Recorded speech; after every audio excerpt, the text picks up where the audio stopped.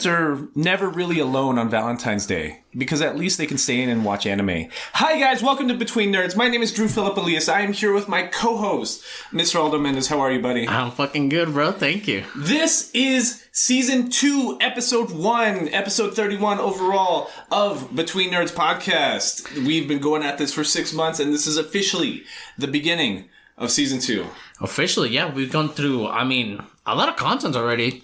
30 episodes. Content. So much content. Yeah. I don't even know what content is at this point. There's been so much of. And what we were just talking about right before we started recording is we're going to do an episode 30.5 as a recap of Season 1. We're going to do our best of episode, our season recap, our season finale, if you will. Yes. Yeah. And, I think 30 episodes... It's something to close it down, and I guess, I don't know, for me, it gives you a feeling of like, ooh, a new start for a second season. Yeah, and, you know, we don't want to get bored with this either, because, like, we don't want it to feel like a job, or that, like, it's something you have to do, because this is our hobby, and a lot of times we do put enough legwork into it that it feels like a job. Like, Aldo called me in for a fucking production meeting at 4 o'clock on a Saturday today, and we sat around and talked about, like, the details of us trying to plan out episode 30.5. You know what I mean? And, like, it felt like work all over again. I'm brainstorming a meeting with Aldo here, and this is our hobby. You know what I mean? And we don't mind putting in that legwork, but we gotta give the structure back something to us. You know what I mean? Yeah. And especially because, we're a team, you know? We have to fucking be on the same page. Oh, shit. Yeah. And we're trying to record again. We did record last time, and we're just pointing at you just in case this gets out. But yeah, we've been trying to do some video work and some audio work, and it kind of got... Yeah, me and Aldo are dumb, and we forgot that if you're not... if you don't have like a certain subscriber count on YouTube, then you can only upload 15-minute video clips. So last episode in the podcast episode, you hear us talking about, oh, we're recording, you'll see this, blah, blah, blah, blah, blah, but then nothing happened. But that's because we're dumb and tried uploading a 2-hour video to YouTube, to a brand new YouTube account. And they were just like, no, this needs to be 15 minutes. Mm-hmm. So I guess what we're talking about, what we're going to do is, if you've seen like on Instagram or even on our TikTok, we have minute-long clips, like audio clips, but it's got the video player in the background. Yeah. So instead of doing that, we'll take like the best, funniest parts and try to make it into shorter bite-sized clips on TikTok. Yeah. Yeah, because I think that's the only way we can distribute, you know? Because we were doing the Instagram clips. And I think that if we post a video with that, I think that'll be a little bit better. Yeah, it'll be dope. And then we'll try to find like the same... We'll still try to do the YouTube, and we'll try to upload 15-minute segments. So it would need to be the best 15 minutes from a given episode. Mm-hmm. So if anybody listening is like, hey, from this timestamp to this timestamp is like a super dope 15 minutes, and you guys should put that on YouTube, let us know.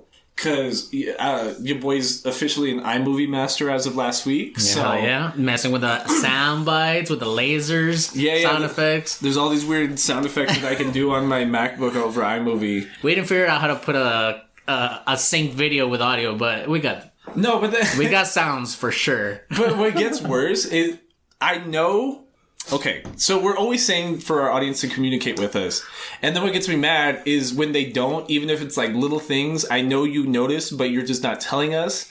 And last episode, there's some really loud music in the background. Oh, yeah. Because it was Super Bowl Sunday, so all those neighbors were like blasting music. It was our fault. We should have foreseen this and done Saturday for sure. We should have, and I think we're going to start recording on Saturdays from now on.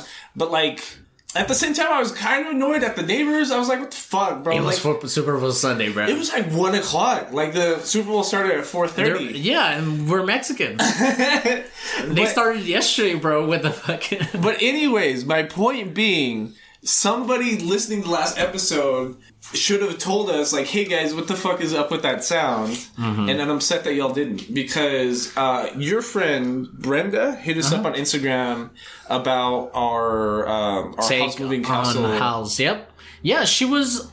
she said we're bad. She said we're ass, bro. She was like... Thank you, Brenda, so much. Say hi to Dakota and your 2 kids. 3 or 2? I think so. I'm sorry, Brenda. It's your friend. But yeah, we read your message, and we understand what you mean, because we completely agree with you in that episode. I guess we didn't want to be redundant about a very already very popular movie. Yeah, we a lot of times, if you notice, especially for the immediate episode that comes to mind is Food Wars, there's a lot of really obvious things that we try not to go over too much, because you can watch, there's really famous, anime podcasts or anime, YouTubers or YouTubers that you could watch and get the same feel. So we try to go about things from an alternate perspective. So if it seems like we're missing something obvious, still hit us up. You know what I mean? Maybe it is something that we didn't initially take into account. Yeah. But if it's something like, the scarecrow was really the prince from the opposing country, and that's why they were at war. I'm like, I know that. I watched the movie. Yeah. That was the point. Yeah, for sure. And we just want to get please follow us on Twitter. Again, Between Nerds. Instagram Between Nerds. TikTok Between Nerds. Yo, we're TikTok famous already. We've got video clips with already 800 views. We're famous. Yeah. Think about it. 800 views. Who needs a fucking YouTube? Yeah, definitely, for sure. But because we worry about YouTube just not letting us have our video. First of all, they already told us they can't have our 2-hour video. Yeah, asshole. But whenever we do put our video and they go through this and they're like, oh, well, you guys can be doing this or saying that much cuss words or stuff. Yeah, yeah. So we've already had to switch up our formatting a little bit, because if you notice, me and Aldo have these fancy, not clear green cups because, and again, we've never been called out on this by anybody that listens through our messaging services on social media or our email at betweennerdspodcast@gmail.com, because there's sometimes we're swimming in the sauce, you know what I mean? We're sauced up, dude. I've only listened to the to the AOT episode once, and that's because I'm ashamed of myself. And that's worse, because we were with VNA and Karen, and you were just off, you know what I mean? You were mumbling like a Russian, in a snowstorm, stuck at home with a bottle of vodka. You know what I mean? Mm-hmm. You were saucy. You were A1 sauce. Yeah. Yeah, but green cups, YouTube, sure. And so, what point was I trying to make? Anyways, we're doing some shout outs. Thank you, Brenda, for hitting us up. I never knew you were listening. So, yeah, we'll take in consideration those animes that you said. It was the Blue Exorcist or something like that? Blue Exorcist and, some other anime I'd never heard of. But, I guess that's a good thing, because, we're always taking recommendations. And I think that, or it's called In This Corner of the World. In This Corner of the World? Which I've never heard of. Never heard of it. So, and just keep sending us your recommendations. Please use #ImmigrantNerds to be entered into our February giveaway, because so far we only have 2 entries into our February giveaway. I want to give a thank you to Guppy on Instagram with, Jesus, that's 3 U's, 2 P's, and 3 Y's. That's a very cute picture of your dog. Thank you for using #ImmigrantNerds. And for every original post that uses #ImmigrantNerds, you are automatically entered into our February giveaway. And for every like and retweet, for example, she has 18 likes on this picture of her dog, so that's $18 that we're going to be giving to the Las Americas Immigrant Advocacy Center.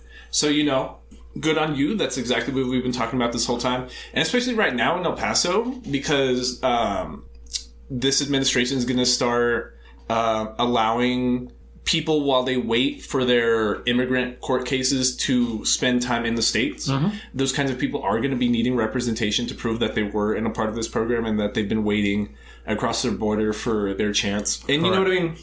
You don't want to be stuck they had tent cities on the other side of the bridge for for years. the past administration didn't want to humanize these people. Remain in Mexico? Yeah. I didn't want to say it, but the Remain in Mexico policy was... I mean, it is a policy. That's the name of the policy. Yeah, but it just feels fucked up. Well, it is fucked up. Everybody knows it's fucked up. It hurts my heart a little bit. And shout out to Viv on Twitter. I still don't know how to say your Twitter name, but it's at YRTERFGF. Very responsive on Twitter, on the Between Nerds Twitter. You're like our most interactive participant right now. And we appreciate you for that. Yeah, absolutely. And keep listening. Give us some suggestions. You haven't even said any suggestions. Yeah, no suggestions. Yeah. And so those are our 2 entries so far for the month of February. And you want to get into it? We can just get into it. So this past week... First of all, before we start, please try to hit up my uncle's, my girlfriend's uncle. You almost said baby mama.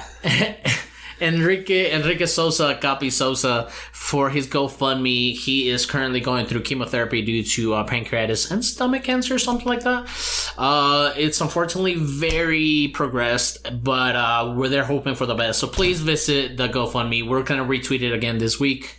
And it's fucked up, man. Like, if for no other reason, just give like whatever you can, even if it's like $1, $5, $10, because if we consistently have 55 listeners in a week and everyone gave $5, it's not nothing, and like any little bit helps. You know what I mean? Yeah. So, and if you like our content, if you like what V&A's contributed to this podcast, if you like Aldo and having a healthy family with his in-laws, and you want him in a good state of mind to keep producing episodes of this podcast, then you know what I mean. It's a cycle. We're a society. Yeah, but let's get into it. Episode 31, we're going to talk about Rent's girlfriend. Yeah, this is officially going to be our anti-Valentine's Day episode, because there's no love given in Rent a Girlfriend. Absolutely not. It's in the same vein as like Domestic Girlfriend almost, except it's not, because it's more dorky, innocent fun. You know what I mean? It's like Konosuba. It's like Konosuba, kind of. Yeah. Like, I guess plot-wise, it's like Domestic Girlfriend almost, because there's just like not a lot of spice, but there's some spice. There's spice. There's spice in every episode, and every episode will leave off on like a cliffhanger, and you're like, oh fuck, like how are they gonna get out of this stupid situation? Yeah. Or it's but it's like Konosuba, where it's just like living your life, getting along with your friends, having a good life. And did you like it? Did you what? Okay, no. In please describe Rent a Girlfriend to me. Well, in short terms, is like just a horny nerd, bro. Yeah. Just a horny nerd going through horny nerd stuff. It's about a 20-year-old virgin. The first episode starts with him like talking about how in love he is with his girlfriend and how happy he is to be with his girlfriend, Mommy, the blonde one, the trash can. The trash can? Yeah. So even if you watch like the opening, like the OP, the opening sequence and the song, like there's 4 girls we're following kind of. The 4th one isn't built on that much. It's only on like 1 episode, if that, like half an episode maybe. Mm-hmm. But it's about this lonely loser, 19, 20-year-old college student virgin, and him trying to discover how to participate in a healthy love life as a young adult. Yeah. And it's, like you're saying in episode 1, it's super sad because he's like, oh, I got this super cute, hot girlfriend. We've been dating for a month. And then out of nowhere, she just like turns around and is just like, hey, I'm dumping you. Yeah, I'm dumping you. I don't want to date you anymore. You're a loser. But the thing about Rent a Girlfriend to me is, okay, so in episode like 5.5 of this podcast, me and Lloyd did a mini episode at the end of episode 7, because we were going to do a real episode, but you had to go to work. Yes, sir. And so you hear me and Lloyd talking about it, but we couldn't even focus on it because it's after a certain point, you've caught up on like how it's gonna stir the pot a little bit, so you almost like expect it, and it doesn't maintain your attention consistently. Yeah. I completely understand, and that will be the main difference between like Domestic Girlfriend and Domestic Girlfriend's like oh fuck, like it's just a roller coaster. It just ramps up, you know. And, but this one, it's in waves. It's I get you. Domestic Girlfriend has worse writing, like 1,000%. It's just bad writing. It's tacky, but it's like, would I rather watch Domestic Girlfriend or Rent a Girlfriend? I'd rather watch Domestic Girlfriend. Yeah, Domestic Girlfriend is just spicy, like. I need Rent a Girlfriend to be like 80% more trashy for me to really be like excited to watch it. Fuck, it's because you thought it was gonna get trashy, but then it doesn't. Never. Like, there's never that. I need a little bit of just trashy little payoff, like a little bit. Come on. And I was telling you this earlier. Like the most like lewd shit you see, it's in Konosuba's head. Konosuba's head. I mean Konosuba's fucking what's his name? Kazuya. It's about the same. Kazuya, and it's hilarious, man. And that's. I just wanted to be like a little bit trashier because like the most like trashy spice is like episode like 3 or 4 where Kazuya kisses mommy after they've already been broken up in episode 1. Yeah. She like traps him behind a rock and like kisses him, and that's like the only spice that happens. That's the only time he gets like any little bit of action. You know what I mean? Like any bit of physical contact he has with like a female, and this whole thing, this horny fucking dude that just wants a girlfriend. Yeah. Like, the only piece of action he gets is a kiss behind a rock at a beach in like episode 3. Yeah, and it's kind of like almost Shrekky in the way. What the fuck? In the way, if you remember, in the first Shrek, it was about an ogre getting this princess for this prince to go marry her, right? But so they're never expected to fall in love, but they do. Like not they. Yeah, like so it's funny because it could go a lot trashier because that's expected. It's like, oh, he's gonna end up falling for so and so, which is Miss. Fuck, I forgot. Mommy? Shizuru. Yeah, no, the first one. Mommy. No, the second one, my bad. Shizuru, yes, Shizuru. Well, okay, so episode 1 he gets broken up with, he's all sad, he's alone, he gets those lewd thoughts because he's sitting in his apartment by himself like, oh, I bet he's getting fucked already. The credits are still rolling and he's just in his room like, oh my god. She already has somebody else. Oh, they're fucking, and then he's getting horny over the thought of somebody like banging his girl. Yeah, I hate that in this anime they keep calling her his ex because it's like they did it for a month, bro. Like, what is that? You went on like 4 Saturday dates, like, and you texted for 30 days. It's not dating someone. Yeah. Anyways, so this whole thing, they're like, oh, his ex. He's not over his ex when he only dated her for a month. But so what you're talking about is he's just in his head, in his apartment, like thinking about his mommy getting fucked like immediately after breaking up with him, and that makes him horny, and then he masturbates while crying to the thought of her getting fucked by somebody else.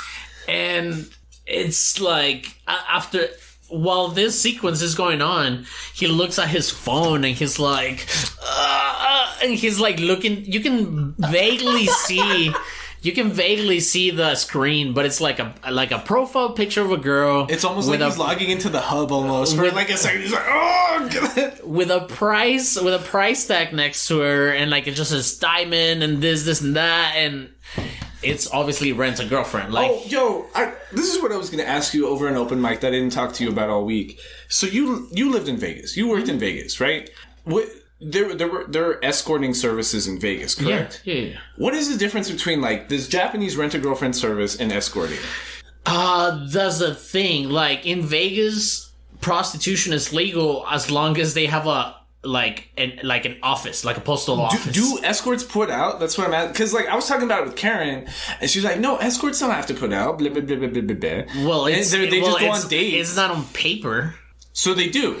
It's like a cop. It's under her judgment. You know what I'm saying? Like, okay, so I guess the difference between like this Rent a Girlfriend service is completely above table. Like these girls are part of like real published agencies online, and like they track their movements, and they have like a strict like contract policy where they're like, you don't get involved in personal lives, you don't go over to their private to their dwelling, whatever. I don't think it's that deep in Vegas, but because in Vegas, like, but that's how it was in Rent a Girlfriend. Yeah, but like in Vegas, like a whorehouse is legal. Yeah, just because they have an office. Yeah, and they're able to protect these girls. You know what I'm saying? So, like, even in Las Vegas, there's only one place, I believe, that they do fully nude and they sell alcohol in the same place. Because yeah, I thought I've never been to a strip club. You gotta teach me that one. I don't understand. So that. A lot of places will just strip in like topless, but they will sell alcohol. Oh, it's like the succubus scene from Konosuba. Yeah, but and then in the places that they don't sell alcohol, they'll go full nude. So what do you want to do? Do you want to pregame fucking hardcore, go to a fully nude strip club, or do you want to pregame, go to a place you can't drink, and then just let your buzz die at the strip club? Neither. Aldo, I have a girlfriend. Sure. Karen, I know you've listened. I'm looking at Aldo and telling him no. We have video now. We can see your face. I'm still saying no.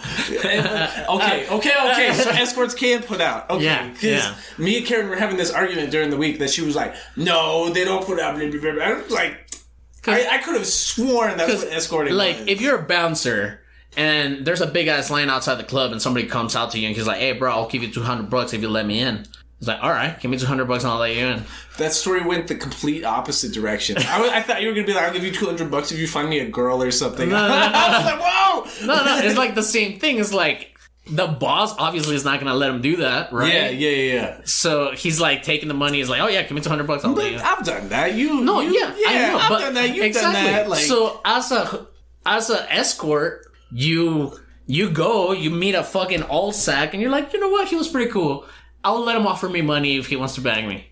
Whoa. I don't know. Whoa. Whoa. What do you mean? But the door guy thing I think's funny because when I did my undergrad at Texas Tech and I lived in Lubbock for 4 years, right? And I was a door guy at a bar on Broadway, which is like the bar district across the street from campus. And like I used to take money all the time because like a lot of those people that go to like tech are like well off, like their families are well off. You know what I mean? That's why like the business school is the most poppin' college there because it's like people that are just gonna get a BA and go work for daddy's company. Mm-hmm. And so I get that part too because it's just like just collect a bunch of cash so people can skip the line. But I'm completely off topic. Okay. So he rents the girlfriend in episode 1. So he gets broken up with. He's sad. He jumps on his phone, goes to Rent a Girlfriend services, and like the next frame is him being all embarrassed. He's like, "Oh my god, I can't believe I did this. I can't believe I rented this escort." Oh, like I bet it's just gonna be fugly. That's in the fucking dub. No, he saw her picture on the app, so he was excited almost. He was like, "Oh, she's good. I wonder what she's gonna wear. I bet she's gonna be so cute." And she shows up, and like they go to a cafe, and it's still awkward because she's asking for money. You know what I mean? Yeah. So right off the back, like she gets there and she's like, "Well, to not make it awkward later, is like let's take care of this now." Is that what it's like to be talked into the VIP room, Aldo? No, not really. Everything's back door. Everything's behind the scenes. But okay, so and it was like 12,000 yen. God damn it, my son's gonna listen to this one day. Not for a few years. Yeah, not for a few years. But it was like a lot of money. You know what I mean? It's like $200 an hour or something. Like 20,000 yen for like an hour-long date or something like that. He was spending like 500 yen. Yeah. Well, because he would get her for like hours. I mean, 500,000. I'm sorry. I mean, $5,000? Yeah, no, yeah. He was spending like $500, I think. And he's on a budget because, like, there's a scene, like, I think it's like episode 2, where his dad's like, "Don't be spending all this money in college because this is like all I'm going to give you the whole time," and it only ends up being like, I don't know, like 50,000 yen or like 500,000 yen, which is like $5,000. Like, how are you going to live like years on $5,000? Yeah, but So they go on this date, like, he's super about her, like, she's hot, like, way out of his league. She talks, like, great. She's got a dope personality. They go to an aquarium, but she doesn't know about fish. And she holds his hand at the end. He's like, oh, that's so cute. Maybe the stripper really does like me. Yeah. She told me I was her best client. You know what I'm saying? So then he goes home and he's like, yo, that was so dope. I'm gonna leave her a rating, blah, blah, blah. But then he's going through her ratings. And, you know. Oh, she held my hand. Like, she sees other comments by other customers that say, oh, she's super cool, blah, blah, blah. She held my hand. Yeah, and him taking it personally, he's the weird one here. He's like, she was the worst. She didn't know basic hand names. She held my hand too, that fucking slab. Like, holding hands is like the worst thing that could happen. She didn't know basic fish names. I'm like, why would you get mad at that, you fucking nerd? Yeah. It's like when people get mad at us for not knowing a specific anime. Or having reviewed a certain anime. Like, just sell it to us instead of being like, yeah. Oh, what? You haven't talked about Blue Exorcist yet? That's weird. But so yeah, and that's the pilot. That's the first episode. It's gonna be just this guy just in this shit show with a rent-a-girlfriend. And that's how it ends, right? It ends with the bad review. That's how episode 1 ends. Yeah, it ends with a bad review. He talks himself into renting her again. No, hold on. Episode 1 ends where, like, he goes to school, he goes to his college, and his friends are, like, bagging on him. And this is a little spicy. This is the spicy shit that comes in. So his friends are all, like, ragging on him, being like, oh, what'd you do last night? You beat your meat 6 times? How many times did you jerk it last time? And he goes with it, he's like, oh, only 5 times the same. Virgins are gonna virgin. So then he accidentally, like, bumps into a girl at school, and it's Chizuru with glasses. And that's the spice. They go to the same school. So, like, as the rent-a-girlfriend, she goes as Miss Yuhara? Is that her last name? Something like that. Yeah. Because at school, she goes by Shihiro, right? Right. And in the application of rent-a-girlfriend, she goes as Miss Yuhara. But they never explain it because I think one of the names is different. Yeah. Whoa. At university, she goes under her grandma Sayuri's family name, Chizuru Ichinose. Right. So, Chizuru both times, but the last name's different. I guess the family name's different. Miss Yohara. Right. Yeah. Ichinose. No, Mizuhara's her real name. Yeah. Yeah. Okay. Anyways. Okay. Yeah. So beginning of episode 2, he's like, "Oh fuck!" Like the hot rented girlfriend goes to my school, and she like gets him to the side, and like her. So I guess in episode 1, does he rent her again after the bad review? Yeah, because I think he sees mommy with another, like trying to flirt with another guy. Yeah. And he's like, "What?" So he fucking like all mad rents her again. Yeah, so they do the same date and go to the same aquarium, and this time she knows about fish, and like to her face, he's like, "Stop being so fake, blah blah blah, this and that." How you be mad at the stripper? And then she's like, fake? "But this is like in the aquarium," and then it gets spicy because it's in the aquarium. It's like, how are you gonna call out an escrow for being an escrow in front of everybody? You know what I'm saying?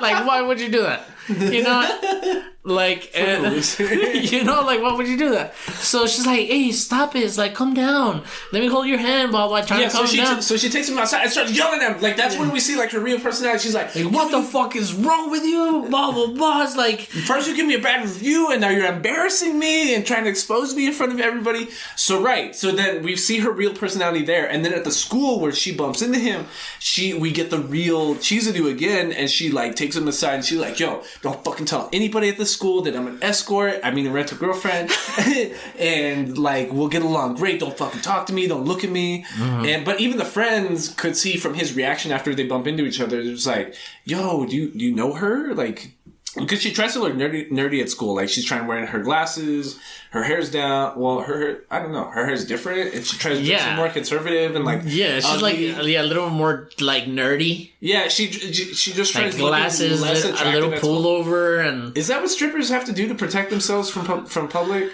I mean, bro, it's weird because like I was thinking before this episode started that like people here are way too crazy to have those kind of privileges. Yeah. You know what I'm saying? Yeah. You know what I'm saying? Like, yeah, there's weird people everywhere, but for example, in the case of Japan, because this like this concept is not so weird to me is because a lot of people are lonely in Japan, and this is like you can measure this because a lot of people are working, a lot of people are single. They have a declining population because their birth rate isn't high enough to their death rate is higher than their birth rate. Yeah, and like I think Americans do not have the control to like one of the crazy thoughts that I had when this quarantine started back in March last year, it was that like I hate it here.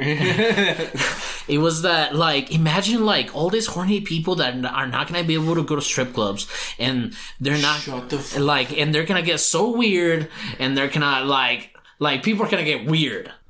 You know what I'm saying? Yeah. Because they can't, do whatever. But like, I was like, whoa. A lot of people are thinking that with drinking. That's why that was like the joke when quarantine happened. That, especially in Texas, like by the time we finally did do a statewide quarantine, everything was closed except for liquor stores. Like it was hard even going to Walmart because they were only letting a certain number of people in. Everything was sold out anyways because everyone was fucking hoarding, fucking weirdos. But like the liquor store was open. So it's like that kind of like people need their fix. And yeah, I get that point because that's exactly how, I almost said Kazuya.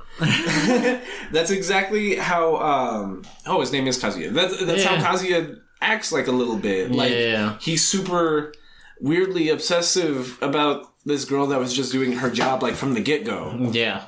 Because in the issue at the beginning of episode 2 is he rents her for like a third time, and they're on a date, and his friends see them in public. So like the friends are like, "Oh, who's this?" And him not wanting to be like, "Oh, I'm out with an escort right now." I mean, rent a girlfriend. Oh, I'm not out with a rent a girlfriend right now. I don't want to be embarrassed in front of my friends. He's just like, "This is my girlfriend." And she's like, yeah. Oh, fuck. Why did you say that? Yeah, you weren't supposed to meet any friends, but yeah, he says that. And then they invited to go drinking at a little bar, right? Yeah. They get invited to go hang out with his friends because everyone's together and they're. I think it's cool how like bars look in Japan because there's those super divey looking ones, but the immediate step up, what we would consider like a regular bar, it's rooms. You know what I mean? You're gonna rent out like a table with your friends, and then a server is gonna come, and it's just you guys. It's cool. You know what I mean? It's almost and it keeps reminding me of COVID because it's like. It's more contained. Yeah, and honestly, last time that I went out with Rick, shout out to you, Ricky, we went to Pockets and we got the VIP. Pockets is a billiards bar? Yeah, Pockets a billiards bar. It's here in El Paso. I used to work there back in the day before I lived in Vegas.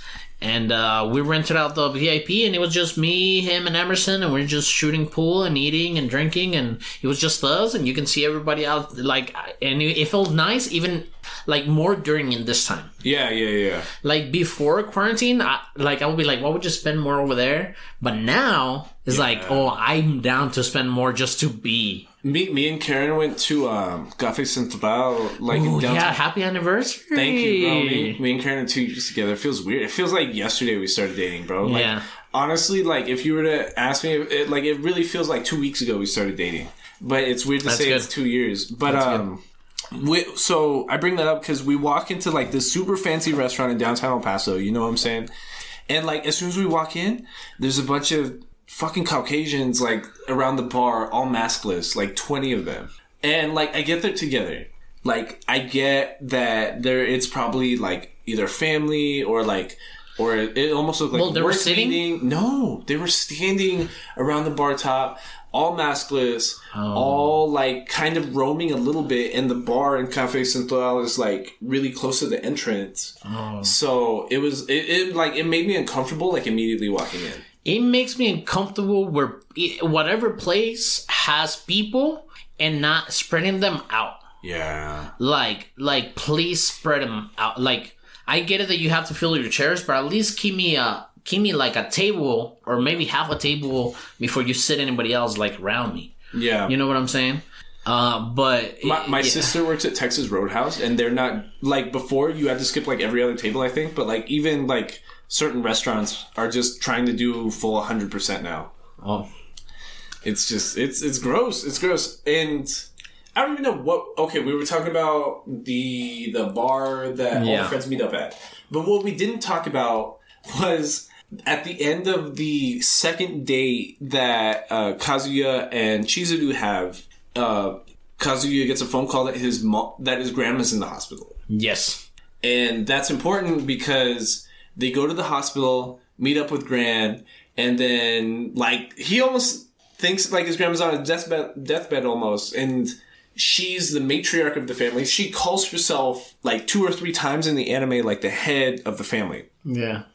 So she's like, fuck, my grandson's a fucking loser virgin. The name's gonna die. Yeah. And then he's like, Grandpa, look, I got this super hot girlfriend. He shows up with Mizuhara and they're like, his parents are surprised because he's a fucking loser virgin, and his grandma is surprised because he's a loser That's virgin. What's funny. It's the whole family's in on it. It's like, who is this? Like, what are you doing? It's like, who are you, cute girl, and why are you with my son? Yeah, did he trap you? We'll save you, sweetie. Don't worry about it. There's no way you're here willingly. And he's like, oh no, that's my girlfriend. And then the grandma just loses her shit, and she's like, oh my god, I'm so happy. So then she's like, I'm gonna go tell my friend here at the hospital, and go and goes down the hallway, and Chizuru's like, Kazuya, come here. Yo, my grandma's in this hospital too. We gotta dip out, cause like if my grandma sees me, then she's gonna think I either have a boyfriend or I have to tell her that I'm doing the rent-a-girlfriend thing. Either or is a bad situation, so let's dip. So they're trying to leave, and then they hear Kazuya's grandma and another old lady coming up the hall, expected to be introduced. And so they hop into a room. They're hiding under the sheets, and then this is like a little bit of spice right here because it's like he's over her, between her legs. So it's like, it's missionary, you know what I'm saying? Like, and he's a fucking loser virgin, has never been this close, especially to a presumed hot girl. Like, starts getting the chub. Yeah,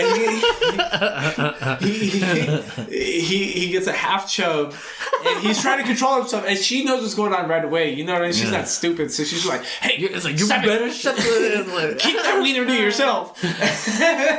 So, but he can't. You know what I mean? Because he's in his head. So like, he didn't even hear fucking Mizuhara say that. You know what I'm saying? Like, so she kicks him in the balls, kicks him out of the bed, and then so his grandma's there at the door with her friend, and turns out to be Chizuru's grandma. So now both the grandmas are there, and they're like, "Yo, what's going on in here?" And they just look like they were fucking in a hospital room. So that's where they have to fake it and be like, "Oh, we're dating," like. And so now Chizuru is a part of this bigger lie with her personal family. Yeah. And she expresses her frustration because part of being a rent-a-girlfriend is you can't get involved in personal lives. But she went along with it because he still had time on the date. Mm-hmm. She yelled at him after the aquarium. And she just felt like bad for him. Yeah. So now that she's so involved, like, the lie keeps going. And that's the plot of these 12 episodes, is they have to continue this lie. So at the end of that episode, the grandma, after for some reason Shizuru's grandma left, she's like, "Oh, come back next week." Yeah. And don't come alone or something like that, meaning like, please bring your Chizuru. Girlfriend, yeah, Shizuru, with you. And yeah, that's how that episode ends, and that's why they have to keep, like, the charade going. Right. Okay, so then, since we talked about that plot point in episode 2 and episode 1, then we can go back to episode 2, where they're at the bar with the friends, and Kazuya's ex is there, Mami's there. Mm-hmm. The little blonde chick from episode 1 that broke his heart in the first 30 seconds is there. And she's all like, "Yo, why's Kazuya with this hot chick? Like, I thought he was a fucking loser, that's why I dated him." In her head, because, like, outwards, she tries to, like, act super sweet and nice, and, like, she wants everyone to like her, but in we're back at the bar? Yeah, we're back at the bar. I'm sorry. And I'm glad I was able to segue there, because I'm looking at the episode 1 recap, and I'm like, oh fuck, we missed the hospital scene. Yeah. So we're back at the bar, and Mommy is confused why Chizuru's there with Kazuya. Kazuya's got to go to the restroom or something, so he dips out of the drinking room, and then when he comes back, like, the vibes are off. You know what I mean? Like, the friend group's all like, "Oh, do we tell Kazuya, like, what's going on? And because now Mami is seated in front of Chizuru, and Mami, like, in her super fake-ass smile is like, yo, I was just talking to your girlfriend about how you were some weird horny fuck, and, like... And you were so horny all the time. How are you gonna shame somebody like that in front of his friend? Yeah. I held your hand once, and you got an erection. Like, what was that about, Kazuya? Yeah. Like, he was just so horny, right? And then she looks at, like, Chizuru, and she's like, right? Isn't he horny all the time? At least with me, he was. Yeah, but She's got her rent-a-girlfriend persona on, Chizuru does, so she's just like, no, I think he's a super gentleman, and he's a nice guy. And, like, it's not a lie. Like, he's never done anything super creepy with Chizuru. He's just a virgin, you know what I mean? He's just weird and just around women. Like, that's just where his mind goes. Nosebleeds all the time. Yeah. So then they leave from there, or it's just a weird enough situation that, like, Kazuya leaves with Mami instead of Chizuru, because Chizuru and Mami are, like, getting an argument a little bit about it. So, Chizuru, because being in the role of the rental girlfriend, and not just that, but just, I guess she knows that fucking, because I think at the end of episode 2, also Chizuru mentions, like, don't worry about renting me. It's like, most people that rent me are just trying to work on themselves or some shit like that. Mm-hmm. Right? And when Mami, fucking garbage person, is talking shit, like, she stands up to Mami, and she's like, you can't be talking to blah blah blah blah. And then stupid ass Kazuya, instead of defending Chizuru, she's like, oh, Mami, well, Mami's probably right, blah blah blah, this and that. And because he still likes her, you know what I mean? Yeah. Like, even though they only dated for a month, I don't know. Yeah, she still likes her. Yeah, he still likes her. So in a certain part of his brain realizes that Chizuru's a renter-girlfriend still. Like, he's fallen in love with the stripper, but, like, a certain part of his brain is still like, yo, she's just a renter-girlfriend, chill out. So you're right. So he goes on Mami's side and he leaves. He's a little drunk. You know what I mean? Like, the people that suffer from the Asian flush tend to get a little drunker easier. So he's sauced. You know what I mean? Like, and Mami, all fake, is like, no, I'll walk you home. Don't worry about it.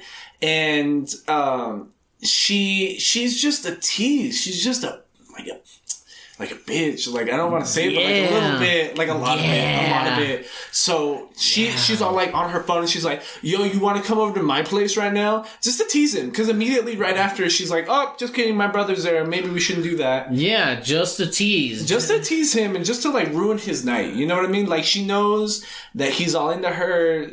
He just embarrassed who he's calling his girlfriend in public to, like, appease her instead. And she's still like... Mm-hmm.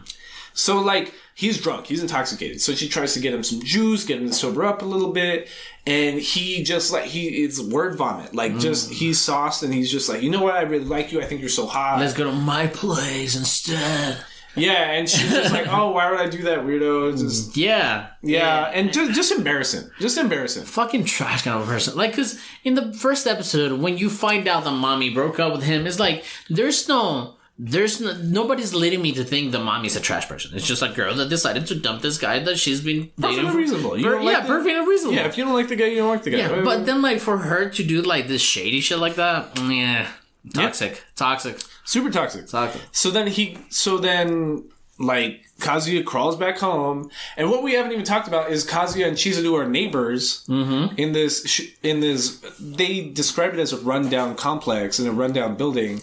So she's already there by the time he gets back after his conversation with Mami, and she's just like, yo, like, how'd it go? I know you're trying to get back with your ex or whatever. And he's just like, no, it was super weird and awkward. And you see that, like, he almost wishes that, like, he had stood up for Chizuru because he kind of likes Chizuru too. Mm-hmm. But it's nothing happens. He went back and he was thinking what you were saying is like, oh shit, I can't believe she stood up for me and I didn't do shit. Yeah. Mm-hmm. Like, Mami was trying to shit on him and Chizuru was like, no, he's super respectful and nice, and he still, like, sold that out. Mm-hmm. And then I think this is where we find out that they are neighbors, right? Yeah.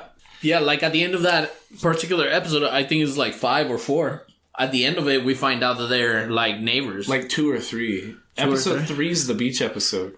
Oh, shit. We're not even there yet. Yeah, we're not even there yet. And that's what I like about these 12-episode animes. They end up, like, shoving a lot more content. Like, it feels better directed because you could fit a whole episode into each half of an episode. You know what I mean? Like, if the beginning of episode 2 is Kazuya being called out in the aquarium, the second half of episode 2 is the bar. And then it's the bar. You know, the bar. And it feels like a whole different episode. Yeah. You know what I mean? Yeah. And that's why, like, Darling in the Franxx should have been 12 episodes. Yeah.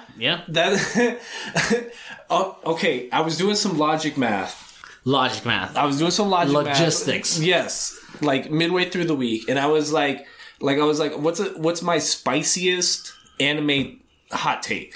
And I was like, okay, if only 12 out of the 24 Darling in the Franxx episodes are good, Darling in the Franxx is a 5 out of 10. Yeah, little bit.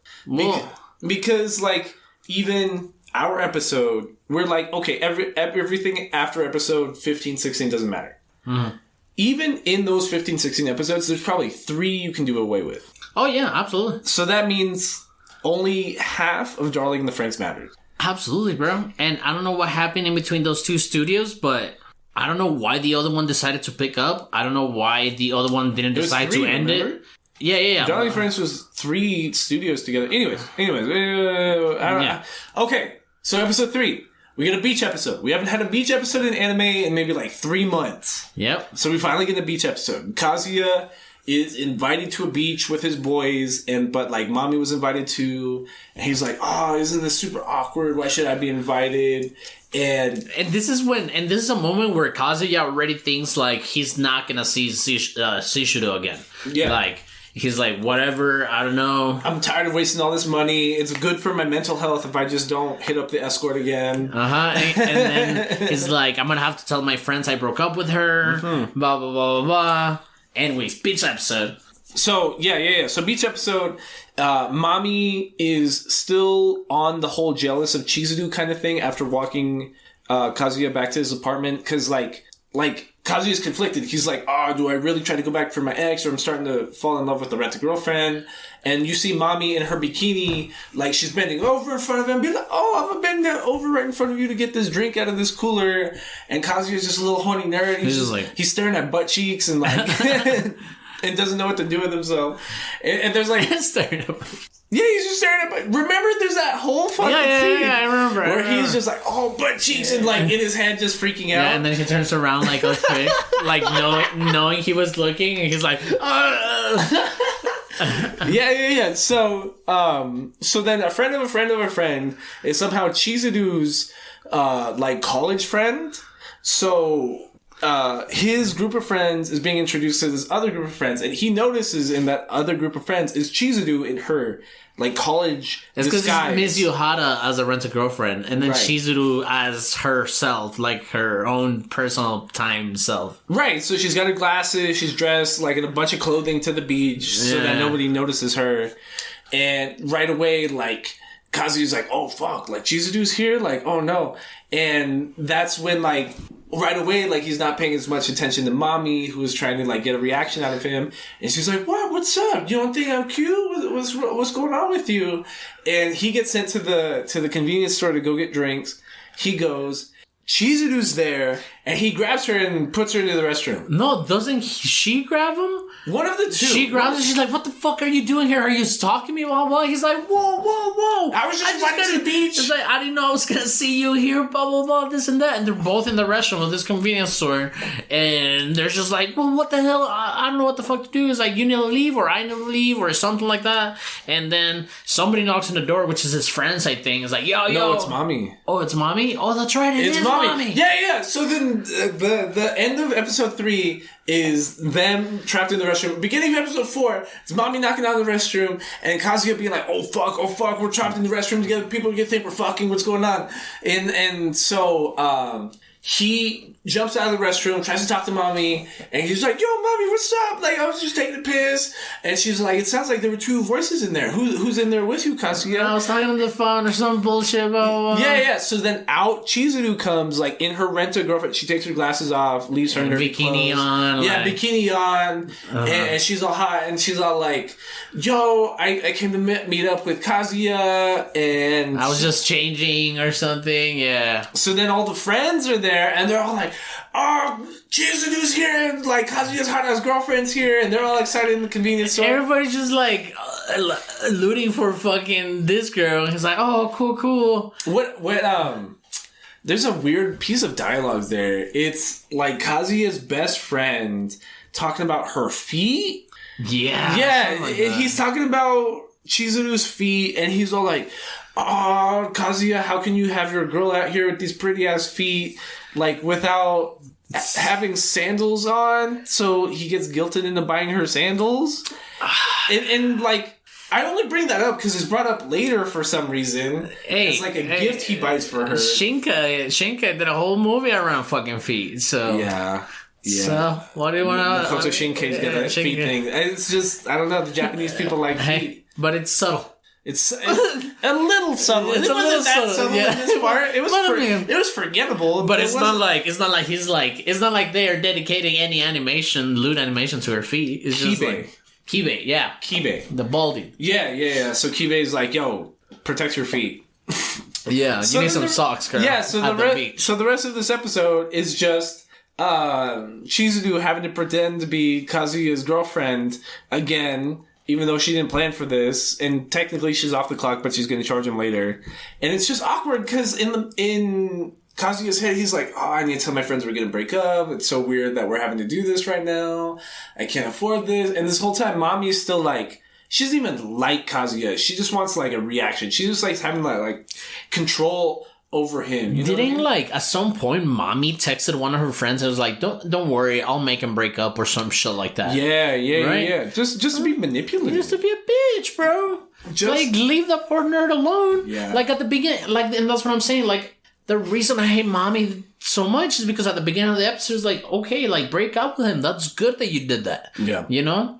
That's good that you break up. If you don't like him, you don't like him. Yeah. Don't like lead him on. But then she's gonna now go out of her way to lead him on. Yeah, that's fucked up. Because like she traps him at the end of like episode 4, where she's like, "Oh, Kazuya, I lost my bracelet behind this rock. Come help me. Look." Yeah. So, I'm over here in this place where nobody can see us. Yeah, I'm here in this super private part of the beach where we can totally mac on each other without people staring at us. And she kisses him. Yeah, she kisses him. Like he's just stupid and a virgin, and like tries helping her like look for the bracelet, and he's just like, "It's not here, mommy." She just turns around and just like kisses him. And then the beginning of like episode 4, episode 5 is like the super fake mommy persona where she's like, "Oh, I shouldn't have done that. It's just I like you so much, Kazuya." Like if Juno is intrusive in Beastars, like Mommy is like a parasite in fucking it's Rent-A-Girlfriend. She abuses the power of pussy. Like at least Juno was trying to be a team. Yeah. You know what I'm saying? In a way. It's like Mommy's just, she's a, fuck, what's the term? It's like succubus? Like a sociopath almost. Like she doesn't feel empathy. She just likes having that, having power? something over, that power over somebody. That's weird. It's, yeah. That's what I mean. That's why it's kind of like a sociopath. Like she's a lunatic to a certain point. Like, that's mean. That's manipulative. Like, you don't play with people like that. And it's so now it's just like, we're back at the beach, but Mommy's there, and Kazuya just kissed her, but Chizuru's there, and Kazuya doesn't know what to do, and he just gets up all awkward and weird. He's just like, "Hey guys, me and Chizuru decided that we're breaking up," and during sandwiches. They're playing like cards or something. Yeah. They're like playing cards, like eating sandwiches, and he just gets up all weird, and he's just like, "I have an announcement. We're gonna break up." But because he's all fucking fluffed up by fucking Mommy. Yeah, so she got what she wanted. Like, she wanted to like break them up and fuck up his head, and that's exactly what she did. And we can see like in Seishido's fucking personality or character that she changed. She's like, what? Like, she's just like almost upset about the situation. And then fucking his best friends. What's his best friend? Kibe? Yeah, Kibe. He beats on Kazuya for...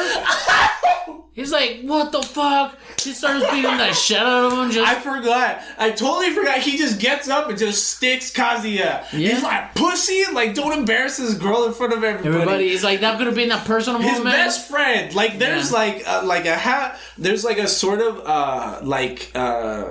what's called a flashback sequence where he's just like, we grew up together. This is my best friend. Blah, blah, blah, blah, blah. He gets up and sticks him. Like, his childhood's best friend. He's just like, don't try to embarrass that girl in front of me. And like Kazuya is like embarrassed, so he tries beating up on Kibe. And now they're just all it's like it's like when I was in college and you would get in like a really like a sauced up fight with like your brothers, and then you like, you don't want to like really hurt each other, but you just want to fuck them up a little bit. Yeah, you know what I mean? It's like that kind of. So they're all bruised up. Nobody's bleeding or anything. No. They're not trying to hurt each other, but... And, like, the other guy is, like, exactly what you're saying. Is like, why the fuck would you do that in front of her? And, like, just because he's simping, I want to say, that the whole thing is happening. Yeah. But not really. You know? Like, the dialogue he uses is that, like... Very simpy. He's happy his boy, like, got a girl. And that she's hot.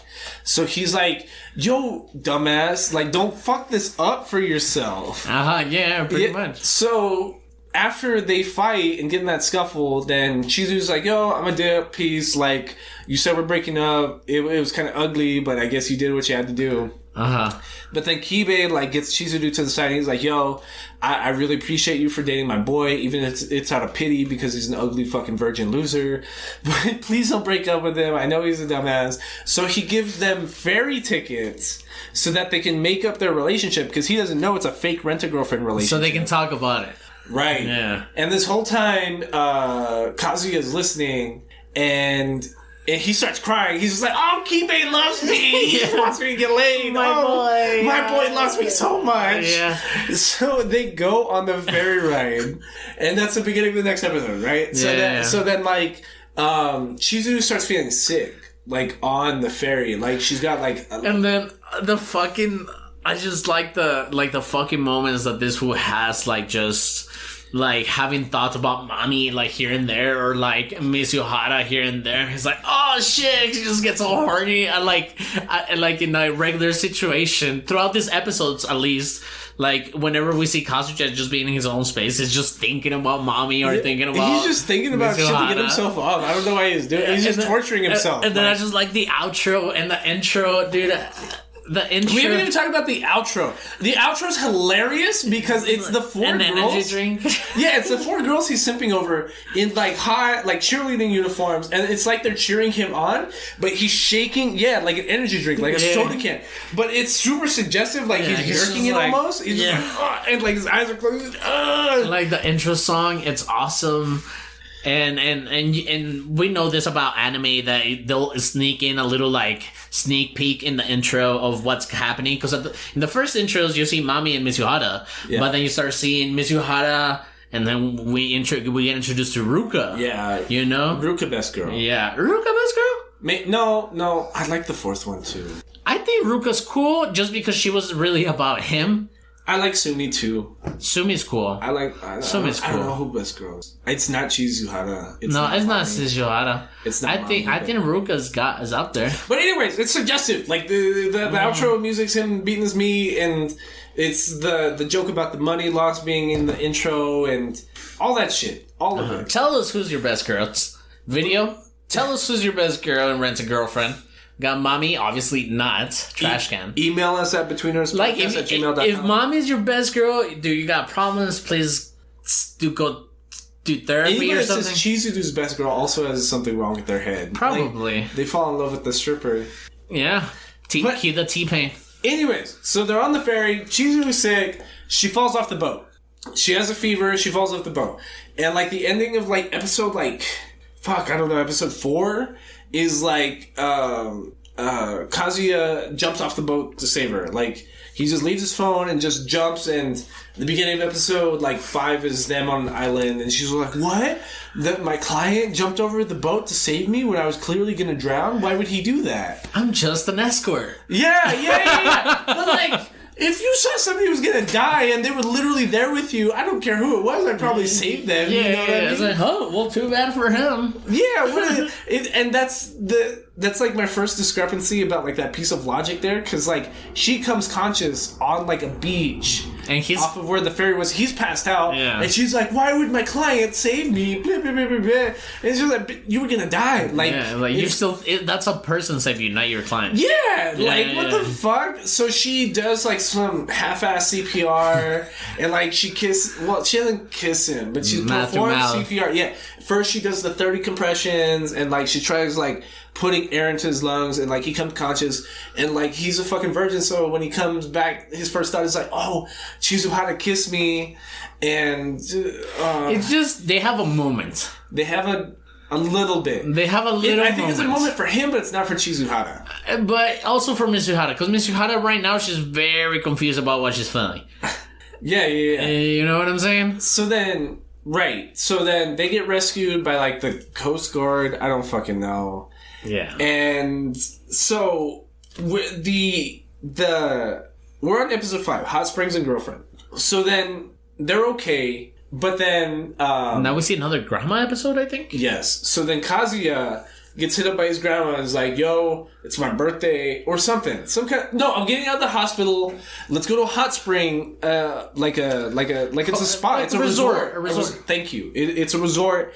So she's like, yo, come through to the resort. We're going to celebrate me getting out of the hospital. We're going to get spot up. Like, we're going to get fucked up. Yeah, yeah. I wish my grandma hit me up to get fucked up. I wish I had a grandma. Why did you say that? Well, I have a grandma, but she lives in Mexico, so I can't see. They're at the spa. And so grandma's being weird because her friend, which is Chizuru's grandma, is there at the spa with them, and they're like, yo, and grandma's like, yo, my friend's gonna share this room with me. I got you a bunk ass room downstairs. Go down there. Go now. Yeah, go now. Go. Get out of here. Yeah, it's like you were supposed to spend time with me. Go. Yeah, so he's all like, what? I thought we were hanging out with grandma, and he's all sad ass, like goes downstairs, and he goes to his hotel room, and he's like, oh, why is it locked? Why does it look like somebody's already been in here? He goes in there and he's chilling, and he doesn't notice that the shower is running. Yeah. And then you can just hear it like stop. And then Mizuhara gets out. He's like, what the fuck are you doing here? Yeah, Chizuru, like, in her non-girlfriend persona is like, she's really a hard ass. You know what I mean? Like, she'll, like, bitch you out. And that's exactly what she starts doing. She's like, yo, what the fuck are you doing, you fucking pervert? Like... And he's just like, no, my grandma tricked me. I don't know what's going on. And it was like a plan by the grandmas to get the grandkids to like hook up so they can get like family babies. Yeah, because they do, like, Shizuru's grandma does find out eventually that... It's like how your mom let you move out to move in with VNA so that y'all could give her... so that you could give her a grandkid. Oh, it was your mom planned all this. Oh, okay, probably. Yeah, the reason you're having a kid next month is because your mom let you. Oh, okay. Just so you know. I don't think so. But okay. It's exactly what happened. Anyway. I think it was more of my girl's mom.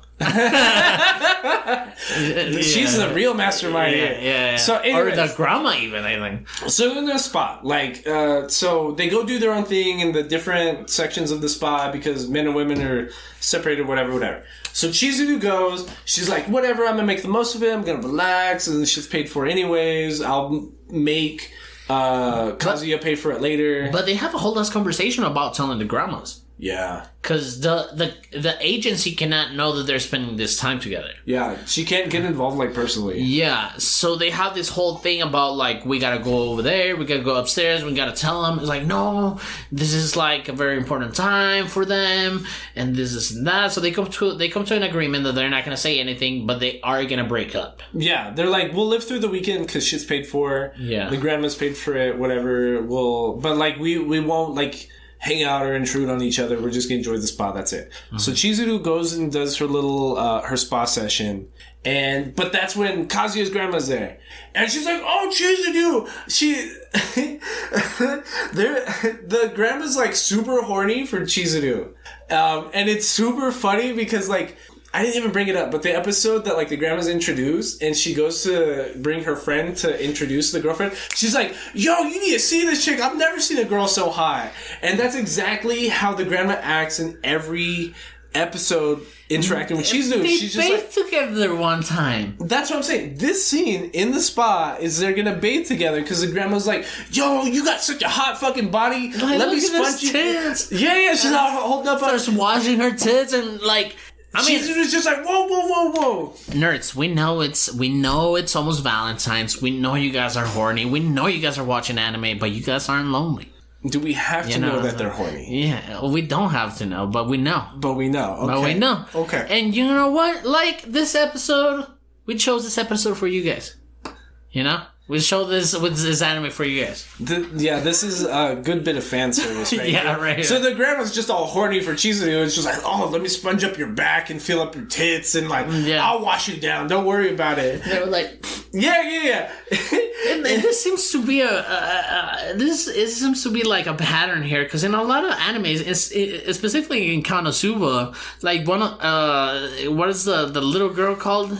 Oh, Megumin? Yeah, Megumin. She's all shy in the fucking thing, but like when they're taking a bath together, the other girl's like, relax. Yeah. This and that. Yeah. But this is where we get like a heartfelt scene from the grandma, because the grandma's like, yo, I know my grandson's a fucking loser virgin, and like I'm so glad that you're pitying him and dating him. Like it's super like derogatory towards her grandson. Yeah. Like she's like, I know he has absolutely nothing to contribute, and he's a fucking loser and going nowhere. Yeah. But thank you for dating him. Like I appreciate it so much, and it's just like, oh fuck. Like imagine like your grandma talked about you like that to your girlfriend. It'd be just super sad if you ever found out about it. Just like, damn. So yeah. So then Chizuru gets like a little bit of like a change of heart about Kazuya here. It's not like she's falling for him, but it's like a respect or like a... Like, she's decided to put up with him longer. Yes. Because the grandma made her case. You know what I mean? And she... it's kind of pity-y. Like, she kind of pities him, which is a bad way of putting it, but, like, that's kind of what happens. Yeah. It's like... Yeah, it's definitely a pity thing. And not a pity thing, but... It's almost coming to the realization of like, okay, from all the fucking idiots that they have hired me, this guy's not so bad. Yeah, like I've had worse. Like he hasn't stalked me that much. Yeah, and he's not trying to stalk me. It's literally like a pile of shit we rolled onto. He's accidentally stalking me. Yeah. So then the end of the spa episode is them like just is Chizuru and Kazuya just hanging out, having a good time. They order room service in, they have a meal together, which is like the most intimate thing they've done together pretty much. And they go to sleep together, and Kazuya is trying not to come off like a creep because he knows he's a virgin creep. Like he knows that. Yeah. But like the sensible side of his head tries being like, yo, I'm gonna go sleep in the restroom because it's like a Japanese hotel room, it's just one fucking cubicle. So he's just like, yo, I'm gonna go sleep in the restroom. I'll give you your privacy because I'm not trying to be weird right now. And she's just like, you know what? Like, you saved my life because when I fell off that ferry, you came and got me. And you've been really nice and respectful. So maybe I'll let you sleep in this room. Just stay the fuck away from me in your little futon, and we'll just chill out and we'll take it from there. Mm-hmm. So then the ending of that episode is like this monologue from Kazuya, because he's just like he realizes, he's like, I don't want to be a loser virgin forever. So just please let me date you through the rent-a-girlfriend service so that I can gain my confidence up and get a real girlfriend. Correct, yeah. And yeah, like straight up, he's like, he even like bows, doesn't he? He's like, I'm sorry, this and that, but I would like to continue to date you because of, you know, I want to grow as a relationship person. Yeah. You know? Yeah. And that's where we get into like episode 6. So then it's the end of the spa, and Chizuru has reluctantly decided to keep dating Kazuya, but what the issue in this episode is, Kazuya has a friend who's also a loser. Kuribayashi. Right, he's another nerd. Like he's animated with buck teeth, glasses, and he's like a creep. You know what I mean? He's also a loser. Horny. Like Kazuya. Yeah. But he's texting Kazuya and he's like, "Yo, I got a girlfriend. Let's go on a double date together so I can show off my girlfriend and you can bring Chizuru." And that's where like, one more time, Kazuya's got to, like, beg to Chizuru, like, please date me for a day so that I don't appear like a loser to somebody. So they go rock climbing together as a double date. And this is where we get introduced to Ruka Sadashina, and they rock climb together. And the thing with Ruka and the next girl, Sumi is, when they're introduced, Kazuya, in his in-head monologue that us as an audience are purview to, he will describe them as hot on par to Chizuru. So because it's 2D animation, like, how are you supposed to judge what's hot as far as, like... Yeah, it's just different... animation styles. Yeah, it's just a different character design. So they have to highlight to us, like, yo, she's hot on par with Chizuru, and that's the issue in this episode, because it's like, Kazuya in his head is like, yo, like, this girl's way too hot for this my loser friend. Yeah, for my... Just like he's thinking, yo... Everyone knows that Chizuru's too hot for me. Yeah. So, at a certain point, that's where, like, Ruka confronts Chizuru, and she's like, yo, I know you're a fucking rent-a-girlfriend. And so the rest of the episode's just Chizuru and Kazuya being like, what? How did she know you're a rent-a-girlfriend? She's about to tell my friend, and we're about to be outed, and then they're going to make fun of you at school and college and all this other stuff. And that's where, I don't know. Like, they're like, they go on a date to a rock climbing place, like, you know, where you go and they have the walls with the little stumps and stuff. And Ruka... At some point, what's his name? Kishido? Yeah, that guy. Yeah, that guy. He leaves to go to the restroom, and he was like, Koribayashi. When Koribayashi goes to the well, we know from, like, the beginning of the date that Koribayashi is being very, like, just drooling over this girl and just being like, look how, like, objectifying her almost. Yeah. And the reason Ruka confronted Chizuru was because she saw Kayusa acting like a regular person with her. Yeah. And he's like, what the fuck? I did have a point about this episode. This is the first instance where we see, like, a real, like, underhanded connection between Chizuru and Kazuya. Because they'll like, look at each other. Like, how you can speak to somebody, like being like, yo, keep this a secret, or like, yo, did you hear that, without having to say it? Like, you give them that look and they're like, yeah. That's where we get that, like, secret connection almost between Chizuru and Kazuya, because they're like trying to plan they're hiding their fake relationship around these two people. And this is the first sense we get that connection from them, is in this episode. And I thought that was cool, because I'm not spoiling anything by telling you that the plot to this season is that Chizuru should probably consider actually dating Kazuya, right? Because they get along well, you know what I mean? Like, and it turns almost into like a you scratch my back, I scratch your back kind of deal. Yeah, because I think, didn't Kazuya ask Chizuru for this date as a favor? Yeah. Right? Yeah. But then, like, after this day with Ruka and Ruka confronting her, Kazuya follows Kuribayashi? Yeah. Kuribayashi? He follows them home and he sees the payment. So he also finds out that Ruka's a rental girlfriend, right? He didn't see the payment then. No? So, like... They leave the rock climbing spot. Chizuru's like, yo, I'm a dip. And she dips. So, Ruka, Kuribayashi, and Kazuya are walking to the same train station. They go. But this is Ruka's train station. And she goes into the station. Kuribayashi's like, yo, I'm a dip too. I'm going to go buy a gift for Ruka.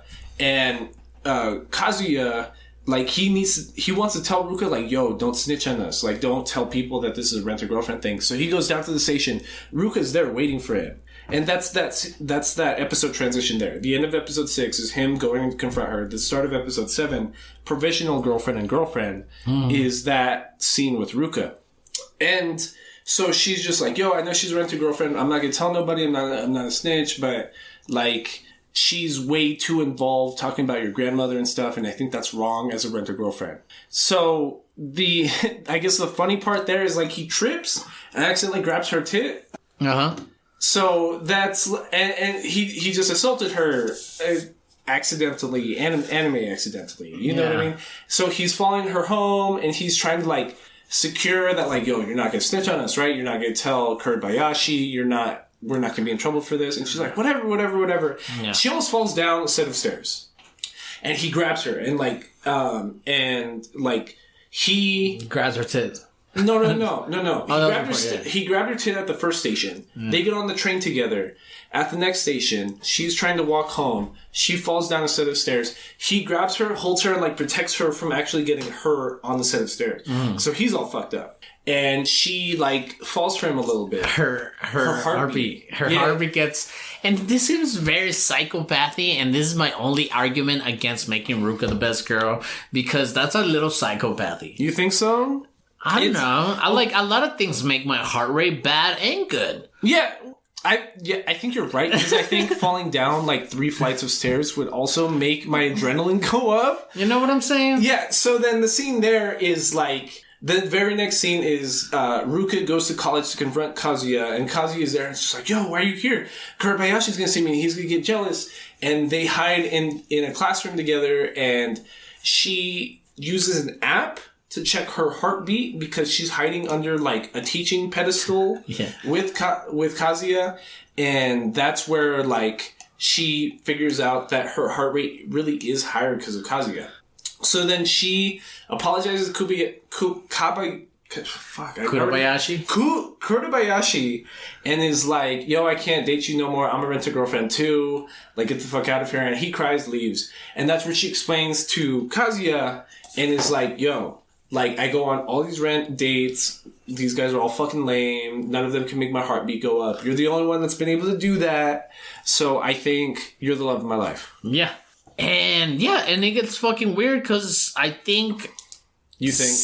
Mitsuhara and Kazuya are walking home or something, and then Ruka just, like, confronts them, is like, break up with this fucking escort, and I'll... It was at their apartment building. They were talking about something... No, they were talking about Ruka. And Kazuya was like, nah, I don't think she's going to snitch on us. Yeah. I don't think she's going to expose us at college. And she shows up to the apartment complex because she followed him home. Yeah. And she's like... Who are you talking to? Over the door. Oh, yeah, because they're talking over the door on Shichiro's fucking apartment. Yeah. And it's like, who are you talking to? Is that Shichiro in the other side or blah, blah, blah? And yeah. And Ruka just talking shit. She's like, he already grabbed my tit. I bet he never grabbed your tit. And you're a bitch. Like, he's going to date me. Yeah. But then Ruka, like, has this realization. It's like, oh, he's been to her apartment already or blah, blah, blah. So Ruka's just getting jealous, like, out of nowhere. Like, out of thin air, she's getting jealous. She's a complete stranger. Yeah. He's had 2 interactions with her. And she's, like, super possessive of him. Because she's like, that's the only guy that's ever made my heart rate go up. That's my man. Nobody else is even able... Because you're right. We didn't even talk about it. But there's a scene where Chizuru goes to Kazuya's apartment because his grandma shows up. And she shows up with dinner because she had just cooked, like, a stew or something. And Kazuya, not wanting to be embarrassed in front of his grandma, like, invites her over to act like she's his girlfriend. Yeah. So, right, she's been in his apartment. They're like cabbage enchiladas, almost. Yeah. It was like a lettuce wrap almost, but in cabbage. Yeah. So, it's exactly what the fuck it is. So, she's comfortably being in his apartment. So, they're arguing with Ruka, and she just steps into his apartment without even thinking about it because she's comfortable. Yeah. And that's when Ruka's like, yo, what the fuck? That goes against your rent-a-girlfriend contract. I know that for a fucking fact. I'm going to tell everybody. And so... Kazuya tries to escape. He tries to jump over his balcony onto a tree so that he can run away from Ruka. And she catches him and she cries in the middle of the street and is like, yo, like, just give me a chance. This will be like a trial run, which is super like not... Like, have some self-respect. Like, if you're gonna date somebody, make them date you. Why would you agree to, like, a trial run of dating somebody? Like, that's what hurts me about Ruka's character right there, is that, like, she doesn't have that self-respect enough to realize... Like, value herself. Yeah. Like, if she's described as hot as Chizuru, and Chizuru is always described as, like, the hottest thing to fucking walk. It's almost like a declaration of love, and because of her frustration, she's like, let's date, which you should always do if you want to think about a serious relationship with somebody. Like, this is what a lot of people fucking upset me about, like, our generation, is that they think that the next person they meet is going to be their love of their life. It's like, no, dude, you got to date people. You got to date people. You know what I'm saying? I've had friends that are convinced that every person they date's the love of their life. You know what I'm saying? And they'll date somebody for 6 months and then be totally distraught for 8 months afterwards and be convinced that, like... Or people that convince themselves that fighting all the time is good. It's like, no, dog. It's like... You know what I'm saying? Like, that's probably not the best deal. You know what I'm saying? Yeah. So you gotta go out there and date. But, like, this girl is just like... Oh, please, I'll give you a free run just so you can get to know me. It's kind of weird. It's like, imagine a stripper said that to you. Yeah. Like, you don't even gotta pay me. Yeah, a little bit. So that's what ends up because at this point, like, Kazuya's come to terms that, like, he really likes Chizuru, right? Like, and Chizuru is still under the impression that she is rent-a-girlfriend dating him to get his confidence up so that he can get a real girlfriend, right? Which she presumes to be Mommy. Like, he's gonna get his ex back. So she's like, I think this is good for you to get your confidence up if you do this trial run and date Ruka. But the issue there is Ruka is also in high school. It's not an issue in the anime. It's an issue in my head and me trying to understand this anime. Because that almost seems manipulative because she is dealing with all these 19, 20-year-old adults in college. And she's presumed to be a third year, which is a senior, like, in American high school. So it's not like she's only a couple years off. She's presumed to be like 17, 18, right? So it's not super, super, super weird, but it's a little... It's not weird. It's a little taking advantage of E. Like, I mean, she's already in an agency doing rent-a-girlfriend stuff.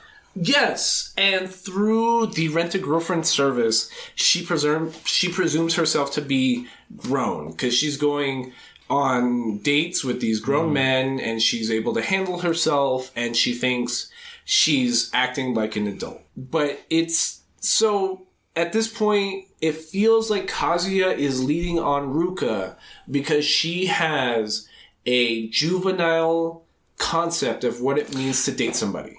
I completely agree with you. And not only that, Kazuya falling in love with Chizuru, he sees it impossible. So he's like, fuck, he almost takes her as a scapegoat to Chizuru. Yeah, it's almost what Mommy did to him. Yeah. Like, Mommy was trying to manipulate, like, how much Kazuya liked her, and just to get to, like, feel something. You know what I mean? So it feels like the same kind of fucked up logic to be like... But without the trying to hurt someone else. Like, you know what I'm saying? Yeah, like, mommy was just being straight like a sociopath about it. Yeah, and Kazuya is almost using Ruka, like, just as a rebound, you know? Like, trying to get over Mitsuhara. Yeah. Exactly. Okay.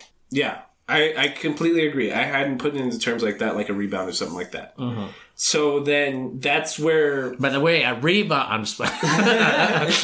So now Kazuya's got the rebound girlfriend, right? Yeah. But then episode 7, provisional girlfriend and girlfriend, the issue there is that it's grandma's birthday or something. It's Kazuya's grandma's birthday. And she invites the family out and she's like, Chizuru better fucking be there because, you know, she's still... Slap you. Yeah, she's still under the impression that, like, that's the future mother of my grandchildren, so that bitch better be there.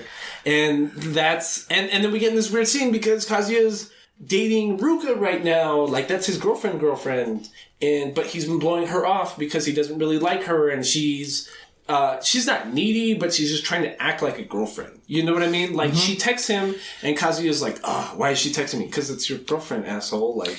And again, I think I've seen this issue in real life when people make themselves too available with somebody and the other person sees it as, like... One person doesn't take it seriously as the other person, and that becomes an issue. Yeah, obviously. Because the other person feels guilty that they don't feel the same way towards the other person when the other person is pretty much just, doing the most. Yeah, because that becomes before they meet up with Grandma, I can't even remember how it happened, but Kazuya is out with Chizuru again.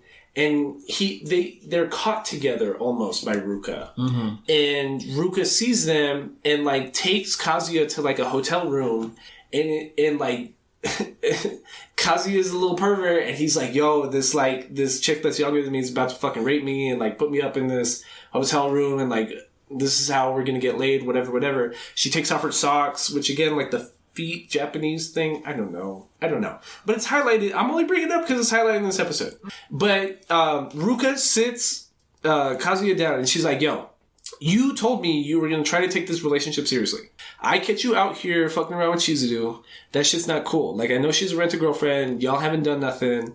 She even asked him straight out. She's like, have you fucked yet? Like, did you... I think she said, like, sexual intercourse. I think that's how the dub put it. And Kazuya's like, no, it's not even like that. Like, she was going to go meet up with me and my grandma or something. This is where they're all in the dinner, right? No, before that. So the first half of this episode is a hotel room. Yes. So she takes off her socks and like she pins Kazuya on the bed. Yeah. And she's like, yo, I will put out right now.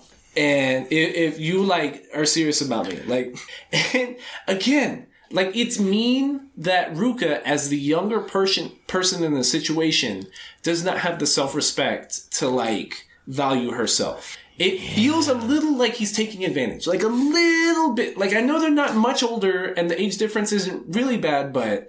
Like he didn't? He did not. But he almost did because he's a horny fucking... Because he's a horny fucking loser. Yeah, he did. But then again, Ruka is telling this to a horny 20-year-old virgin. Yes. You know what I'm saying? Yes. And he didn't. He almost did. I don't know. A lot of people almost do stuff, but I mean, what can I tell you? He didn't.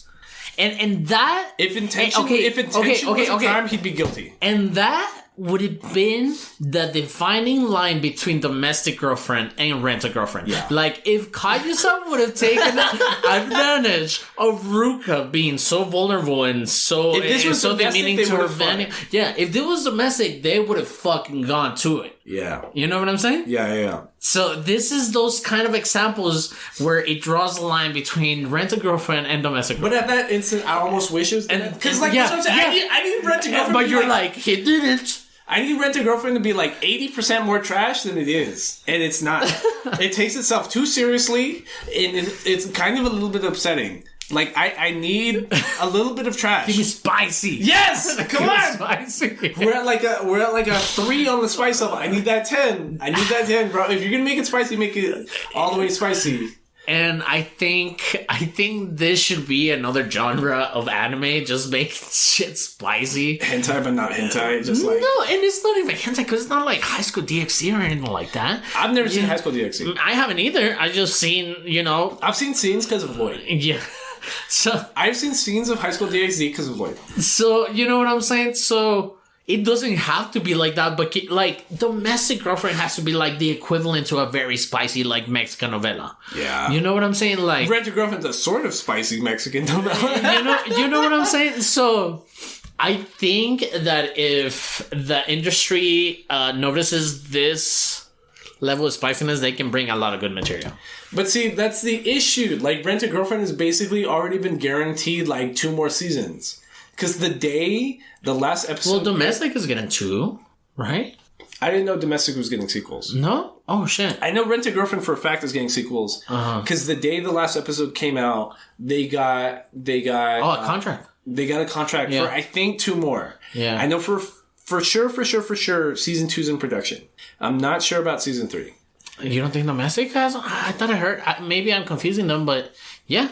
I mean, it is spicy. It is spicy. Rent-A-Girlfriend is spicy, but that, like I said, that will be the defining line between something like Domestic Girlfriend and Rent-A-Girlfriend. Like, if he would have taken advantage of Ruka's behavior. Wait. I just Googled it, but I think you're right. So, I think season 2 was unofficially announced, but because of COVID, it was pushed back. So, Domestic probably is getting a season 2. Yeah. Oh, fuck, that's gonna be good. Yeah, you know what I'm saying? That's gonna be so good. So, spicy stuff. Yes. Like, if a comic got killed would have some of the spiciness, it would have even made it better. You know what I'm saying? Stop it. Yeah. Like, that would have been, like, super fucking cool. Our comic got killed was good because, like, it didn't try to be spicy. You know what I mean? No. It was, like, big explosions, CGI beams, and then, like, just big titted bitches and a horny dude. Like it was like a subplot. Yeah, it was nonchalant. Yeah, yeah. If Aquaman got killed was more spicy, I don't know, man. It might be too good that it'd be redundant. Almost. Explode my head would pop. Like, yeah, dude. Like, so please, anybody in Japan, I don't know if you can understand us. I'm sure you know English. I don't know Japanese, but please make some more spicy stuff. Fuck, bro, we're gonna start getting suggested hentai if you fucking say that. Nah, bro. Anyways, I don't even know where we're at in the plot to Rent-A-Girlfriend. We were talking about the spiciness between Ruka in their room and him not taking advantage of her. Okay. Yeah, so the second half of that episode is they go on the lunch date with Kazuya's family and grandma. But so he takes Chizuru because Chizuru, like, his grandma's in love with Chizuru and she thinks that's his girlfriend. But then Ruka just shows up because while they were in the hotel room, he went to go take a piss and she looked at his phone and she just shows up. And she's telling the whole family, like, yo, I'm his actual girlfriend and Chizuru is not. And the family's confused. And they're like, what the fuck? So the grandma, like, who's this weirdo? Yeah, the grandma pulls Kazuya to the side and she's like, yo, you better fucking not be cheating on Chizuru, like, you little shit, because I want grandkids from Chizuru real bad. And he makes up a lie and says that she's a pathological liar. So, yeah, which is a very big lie. Yeah. You know what I'm saying? Like, it's weird to tell... Like, even if the scenario was real, it's like, oh yeah, she's a pathological liar that we hang out with. Yeah, that doesn't even make sense. Yeah, it doesn't even make sense. The only reason the anime is able to logic it out is because the grandma's just like, yeah, you're such a fucking loser. That why would two girls hang out with you? Yeah, why would two girls like you? I have to believe that's true because there's no way that Ruka, who's as hot as Chizuru, also likes you. Yeah. So then they go. It's New Year's. So they're going to a temple. Mm-hmm. They're going to a temple to pay their respects and get their New Year wishes or whatever the fuck Japanese people do. And so Ruka pulls the grandma to the side and she's gonna, like, talk to her and be like, no, I'm actually Kazuya's girlfriend. But what she ends up learning from talking to grandma is that, like, it's not that Kazuya also probably liked Chizuru, is that the grandma is super adamantly about Chizuru. Because Ruka initially thought that it was just about having grandkids. And if it was just about having grandkids, that's what she told Kazuya in the hotel room. She's like, if it's just about having grandkids, I can put out two. Don't even trip. Mm-hmm. Like, I got you.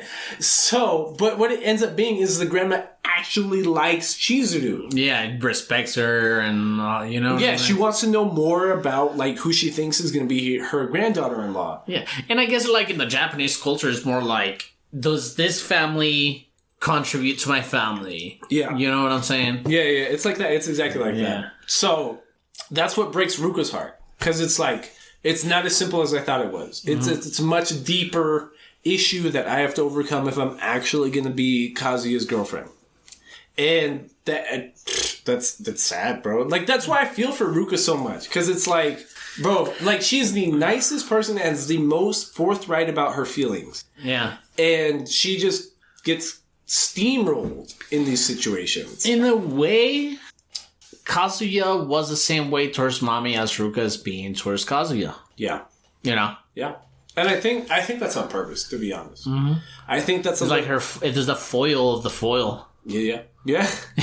Foil squared. Yeah, foil squared. Yeah, I agree completely, to be honest, because I don't know. The very next episode isn't even about anything. It's just Kazuya's a loser and stalks Chizuru, who he expects to be on a date. Like, he knows she's a rent-a-girlfriend. And he sees her out with some guy, and he's just like, yeah, who the fuck is she dating? I'm gonna stalk her whole fucking date. Yeah. And just, like, confronts her in the middle of, like, a square on Christmas Day. And it's super fucking losery, because he just... talking shit and, like, being insecure at the same time. Yeah. Like, who the fuck this guy thinks it is? And, like, he's like, oh, they're probably banging, blah, blah, blah, blah, blah. And really, it was just Chizuru is out with some dude who's an actor, because Chizuru's a would-be actor, and she's a rent-a-girlfriend so that she can practice her acting on these fucking losers. Yeah. And it's... very cool motive to be... yeah, that's what I mean. That's why I don't fucking like Kazuya as a character. Like, he's just a fucking weirdo. He is a weirdo. There's a very fine line between, infatuation and, like... obsession, yeah.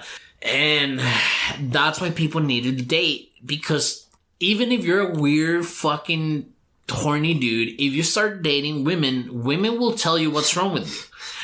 Or dudes. No. Yeah, whoever your partner's whoever dating. Yeah, I'm not, don't get me wrong. Yeah. It's like, and whoever the fuck you want to date, if you date hard enough, like, they will tell you, like, yo, I can't be with you any longer because you're fucking weird because of this situation. Maybe you should do some introspect and be like, you know what? Maybe I am a little bit like that. Okay, take your time, date another person, and try to work on that. Try to work on what that. Kazuya and Ruka have the same problem, which is the first person that they took seriously did not take them seriously, and are therefore convinced that was the only relationship that mattered. And it is wrong. It's wrong. You know what I mean? That's not real life. Ooh, yeah. I keep shaking the camera. Yeah. There was no earthquake. But yes. Yeah, man. And like I said, like, don't be scared to date. It's not going to work out. Trust me. It's not going to work out the first fucking 30 times. Maybe the first, 50 times. But... Jesus, Aldo. Just date. Put yourself out there. Put yourself out there. And feel something. Right. A lot of people are convinced that they're the shit nowadays. So, okay. Yeah. So, we're done with episode 9, Liza's Girlfriend. The beginning of episode 10, Friends and Girlfriend. Friend's Girlfriend is Ruka is now working at the karaoke bar that Kazuya is working at. Yeah. Kazuya got... Fuck. Kazuya's such a loser. Kazuya got a job serving at a karaoke bar because he was running out of money from renting Chizuru so much. And Ruka, just wanting to be closer to Kazuya as his girlfriend, decides to get the same job so they can hang out together at work. And they work at a karaoke bar. Yeah, I think they both have the wrong motivation here. Like, if Kazuya feels bad about spending so much money on Chizuru, just stop dating Chizuru. Yeah. Ruka should not be going out of her way to hang out with somebody that's not giving her that time. Yeah, and instead it's like at work time. Yeah, that's not it's not quality time. I don't have COVID. I have allergies and I'm an asthmatic. I swear to God. It's not quality time. It's just work time. You know what I'm saying? It's just working. That's not a real thing. And then in this episode, we fucking find out that Mommy found out the Chizuru is a rent-a-girlfriend. Yeah. Yeah. And it gets spicy. It feels spicy. At this point, trust me, it feels spicy. Well, I don't even remember. Well, what happens is, like, they start dating, but then by the end of episode 10... Fuck, I'm so sorry. Allergies, it's okay. But by the end of episode 10, Chizuru comes at Kazuya with a favor. And she's like, yo, I have somebody who's also a rent-a-girlfriend, but she's really shy. She's not really good at the job. Can you please take her out? Because I trust you. Because I know you so well. So can you please just take her out on a practice run of a rent-a-girlfriend thing? Like, she knows you know. Yeah, and just try it out. To give her creative advice that would make her a good rent-a-girlfriend. Yeah. And this is where we meet Sumi. Sumi is the fourth girl in the intro sequence.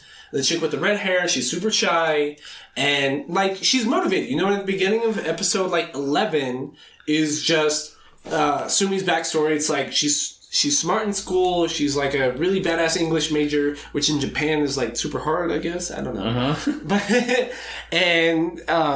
But whenever she's on dates, like she doesn't talk to anybody. And why is she? What's her motivation again? To be a renter girlfriend? Do you remember? Yeah. Money, I guess. I don't know. Just money? Yeah. Yeah, they didn't give a real motivation to her. Okay. Yeah, but we know that she's super shy, and she's like the reviews on her are really bad. Yeah, like because she's shy. Yeah, because even Chizuru's like, yo, the agency's getting a bunch of bad reviews because she doesn't open up during dates. Mm-hmm. So Kazuya goes. And again, this is where we get that piece of dialogue that's like, oh shit, she's on equal footing with Ruka and Chizuru. Yeah, and Chizuru. And Mommy. And Mommy. Well, he didn't mention Mommy, but the piece of dialogue is like I said, Mommy's trash. So yeah, she's on equal footing with Chizuru because she's just presumed to be hot. You know what I mean? So he goes on this date, and it's bowling and laser tag and fucking a batting cage. I don't know. Yeah, the bowling. They go bowling, and I think this is their first little activity throughout this date. And she's not saying anything. She tries to hold his hand at one point, but she doesn't. Then Kazuya goes to the restroom and comes back seeing all these guys like being in like Sumi's personal space. And they're all like, hey, what's up, cutie? Like, what are you doing all by yourself? Blah, blah, blah. Like, being all, like, you know, in her bubble. This is why I hate Kazuya, because in this scene, he almost bitches out. Yeah, he almost bitches out. Yeah, he almost bitches out, and he's like, nah, like, I'm not gonna go hang out with those, like, scary-looking... I'm not gonna go confront those scary-looking dudes. Like, and he showed up, and he's like, hey, guys... I'm like, bitch, it's like, go get your girl. Yeah. Like, you know she's a shy girl. It's like, it's not, like, you already know what the date was about. Like, she's shy and shit like that. Yeah. So, like, go get her. Yeah, and it's just, I don't know. I think it's really dumb. That's why I hate, because he gets away with it, too. Because he shits on himself. He's like, yo, sorry, guys, I'm going to take her out of here. And he just lets them talk shit to him and just walks away. But the issue in this episode is Mommy sees them on the date. And she's like, and Mommy right away is like, yo, he's dating Chizuru. What the fuck is going on? Yeah. How is he on a date with another cute girl? And so Mommy confronts Sumi. Mm-hmm. And Sumi, like, getting her confidence up as a rent-a-girlfriend, like, tries to act like his girlfriend. Like, she's holding on to him, she's grabbing him, and, like, super about him. But Kazuya's trying to do the opposite right now. Yeah, he's like, that's my friend from my class or something. Yeah, he's trying to act like Chizuru's his girlfriend. Yeah. And Mommy knows what's up. My cousin or something. I don't know. He said something weird. Yeah, and it's just... I don't know. I wish Sumi had more airtime. Because it's like, she's the fourth girl in the intro sequence. We would assume she gets a fourth as much time as everybody else. But she doesn't. But it's super lopsided. Yeah. Is it like the last 2 episodes or 3 episodes, I think? The last 1 episode. Like really? Episode that she 10. Comes in? Like, episode 10 is the only episode she's featured in. Oh, okay. Because, like, episode 11 is then about the loser guy that was originally dating Ruka. Kobayashi. Mm-hmm. He's tweeting sad boy stuff. And, like, Kazuya with his group of friends is like, yo, why is Kobayashi, like, being a sad sack?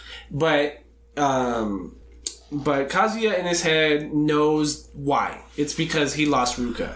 Yeah. He's a fucking loser and can't get another girlfriend, right? Yeah. But not only that, Ruka came out in front of Kobayashi that, hey, thank you for making me your rental girlfriend in front of Kazuya. Yeah.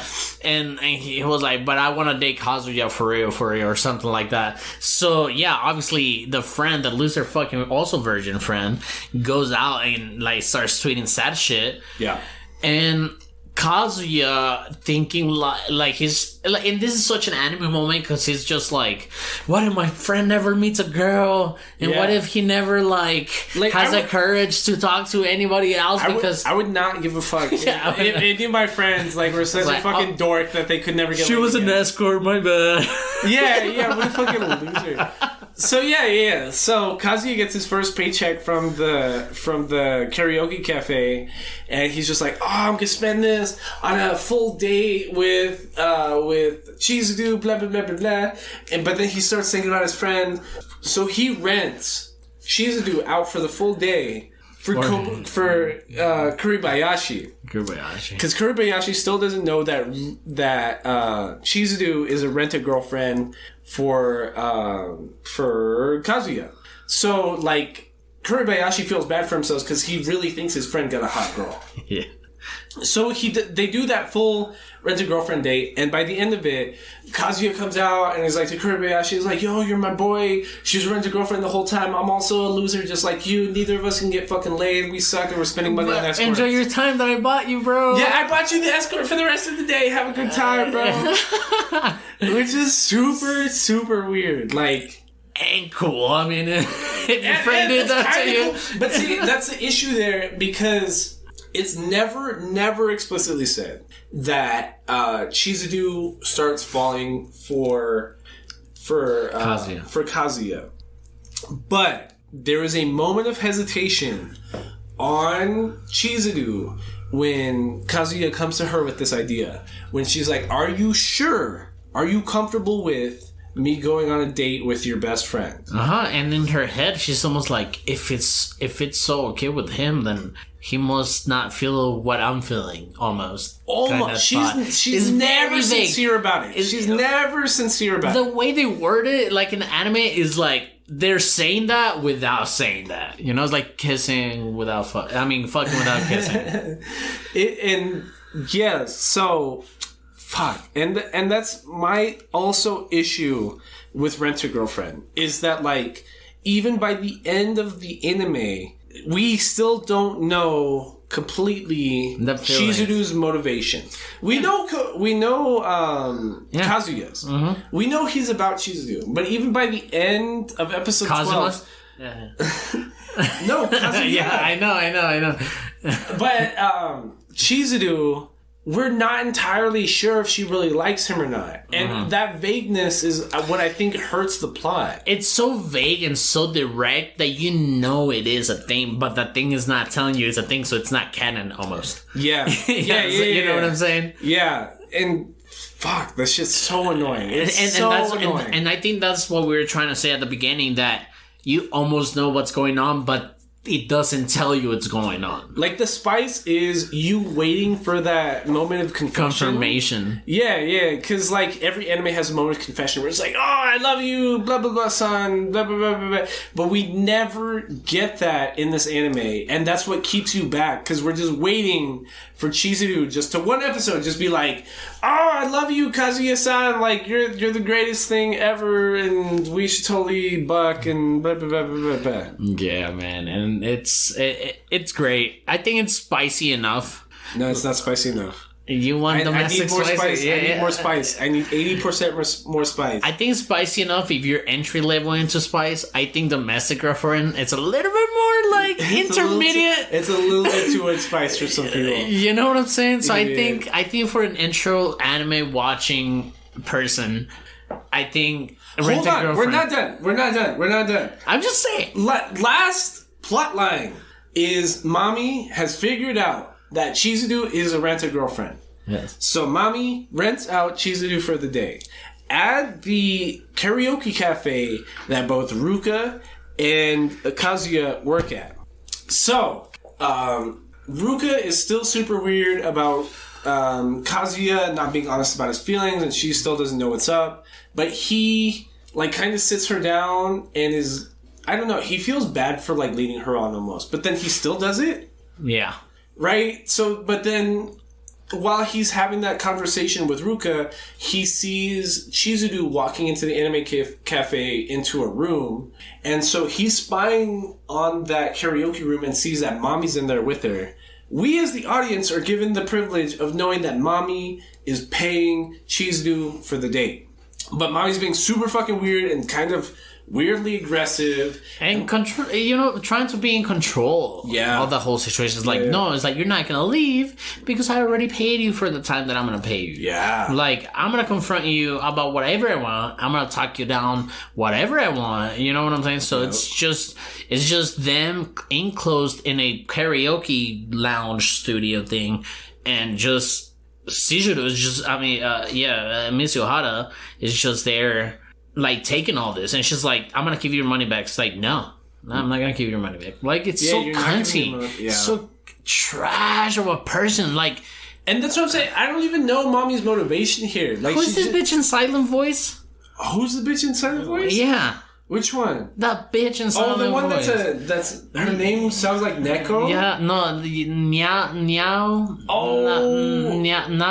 Nia-chan or...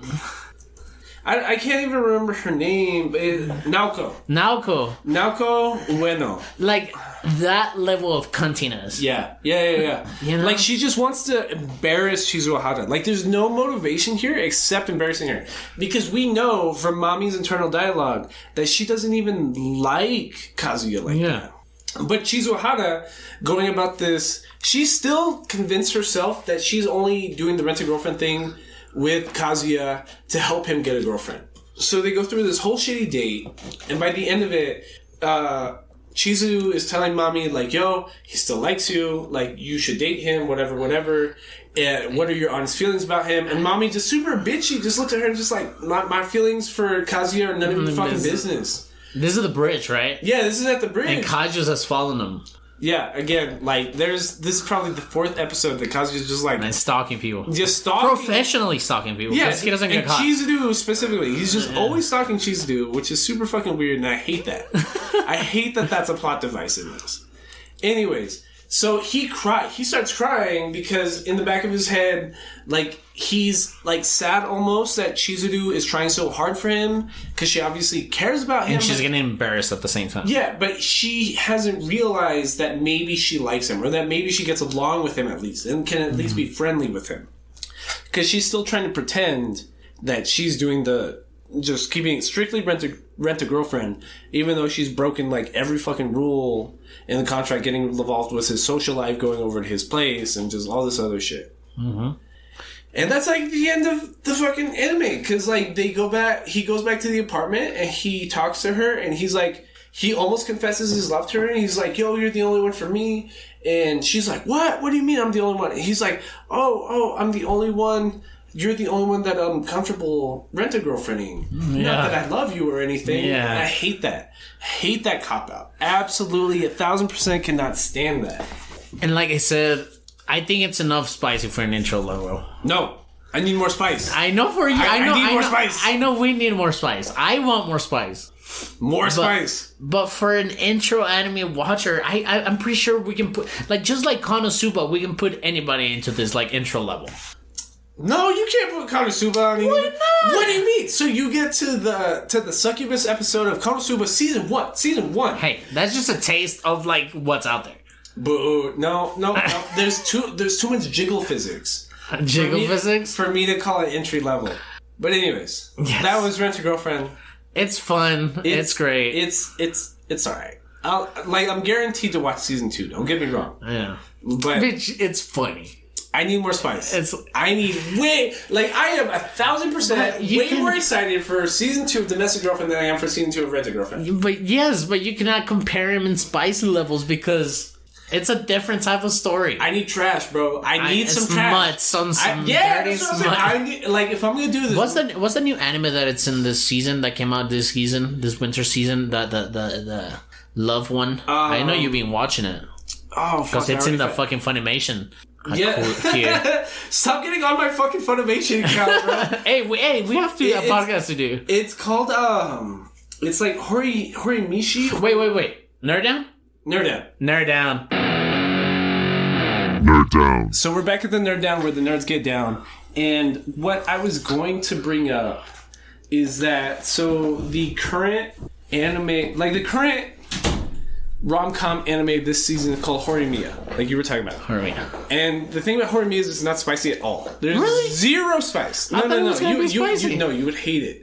It's literally about the popular girl in school falling in love with the quiet guy because he has long hair, so tattoos, and piercings. Ah. You know what I mean? Like, that's literally the plot to Horimiya. It's just that, like, the popular smart girl is in love with the quiet guy because he's got tattoos and piercings. I thought it was going to be spicy. It's different. It's completely different. But, like, maybe it'll get spicier because, like, I don't know if you know who Giguk is. He's like an anime YouTuber, and he's on that anime podcast with the anime guy. And anyway, so there's this British YouTuber called Giguk, and I was watching his take on this anime season, and apparently Horimiya is like the 5th most read like manga online or something like that. Mm-hmm. So like hopefully it gets spicier. Mm-hmm. But as of right now, it's just like I've watched every episode except for this week's episode. It's literally just like,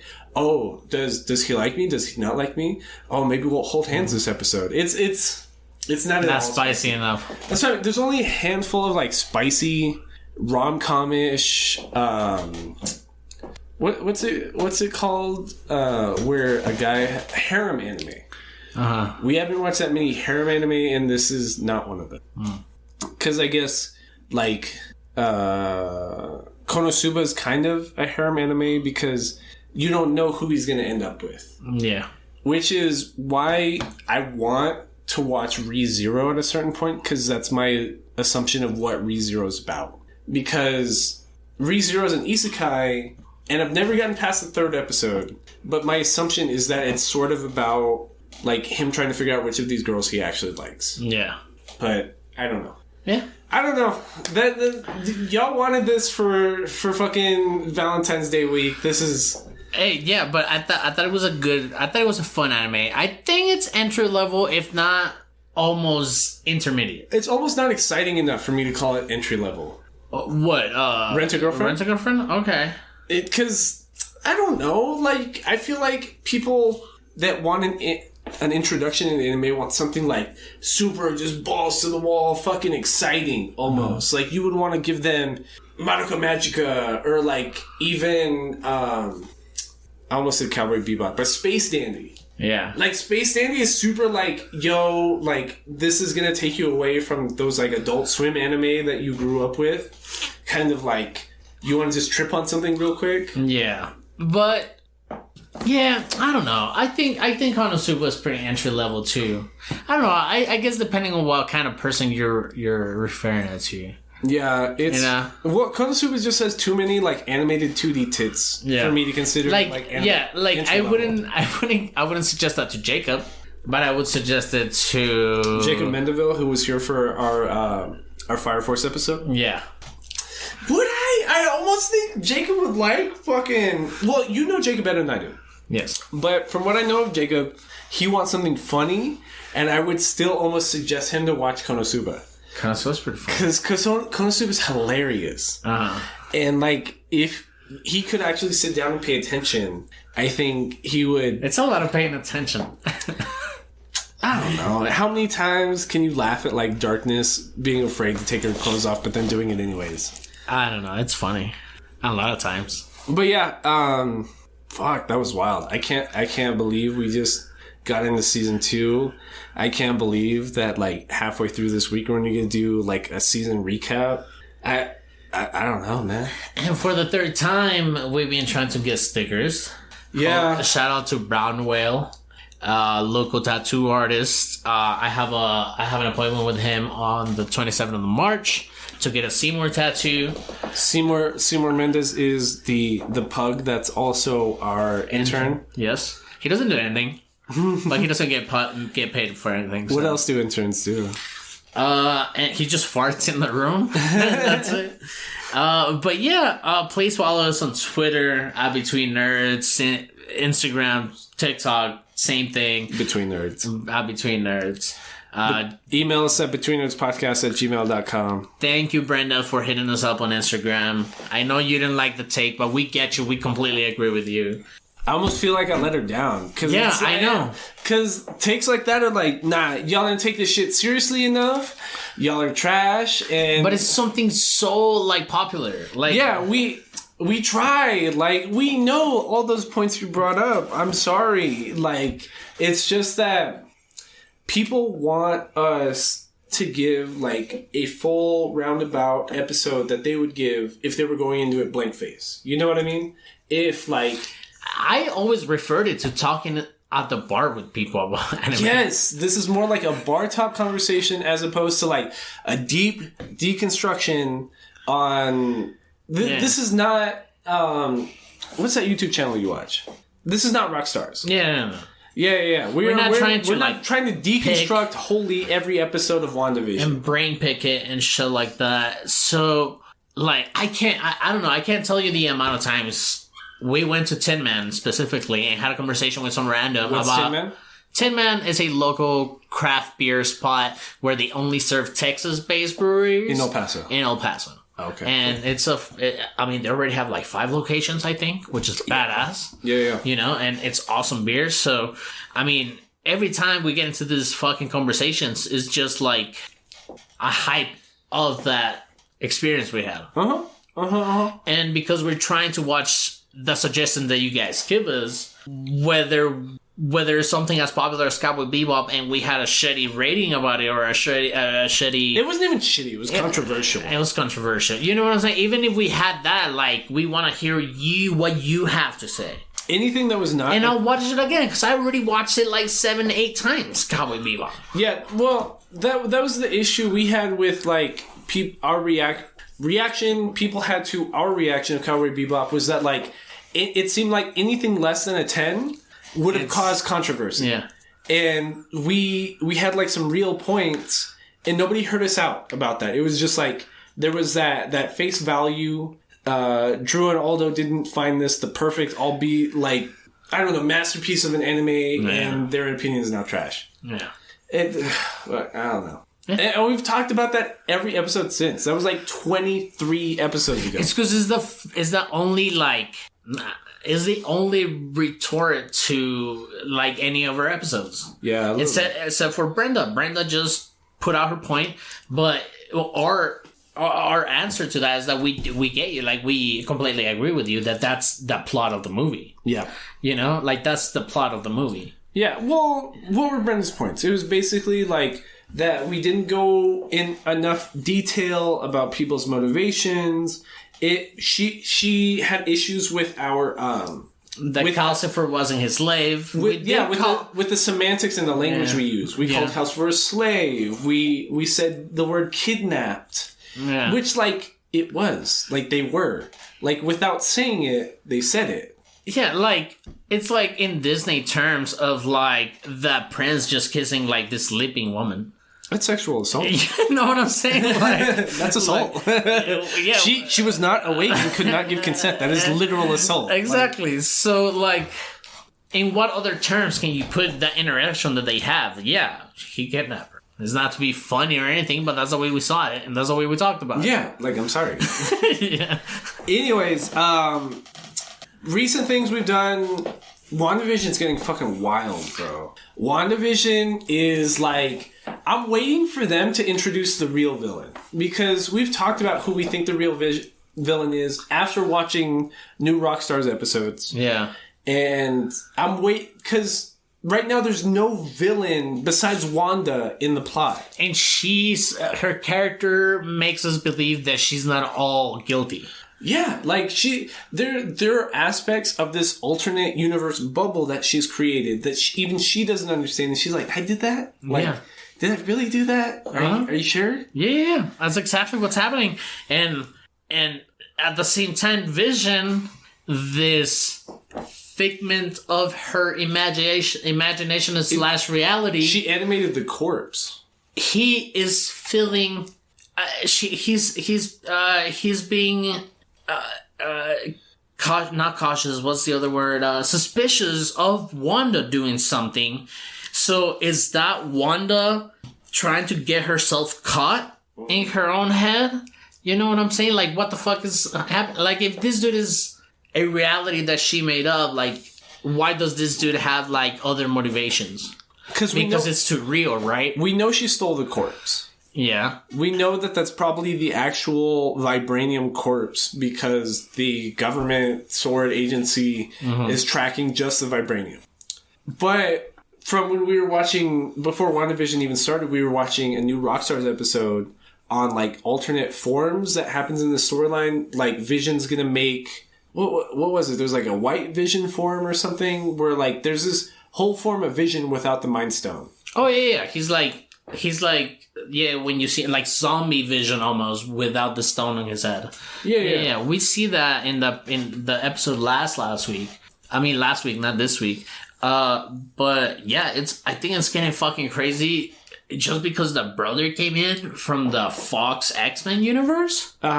It was the same fucking actor that was casted as Quicksilver. And the interactions that they were having in that episode, it was just fucking weird, bro. I don't know. At some point, the whole TV thing kind of fades out. How many episodes are left?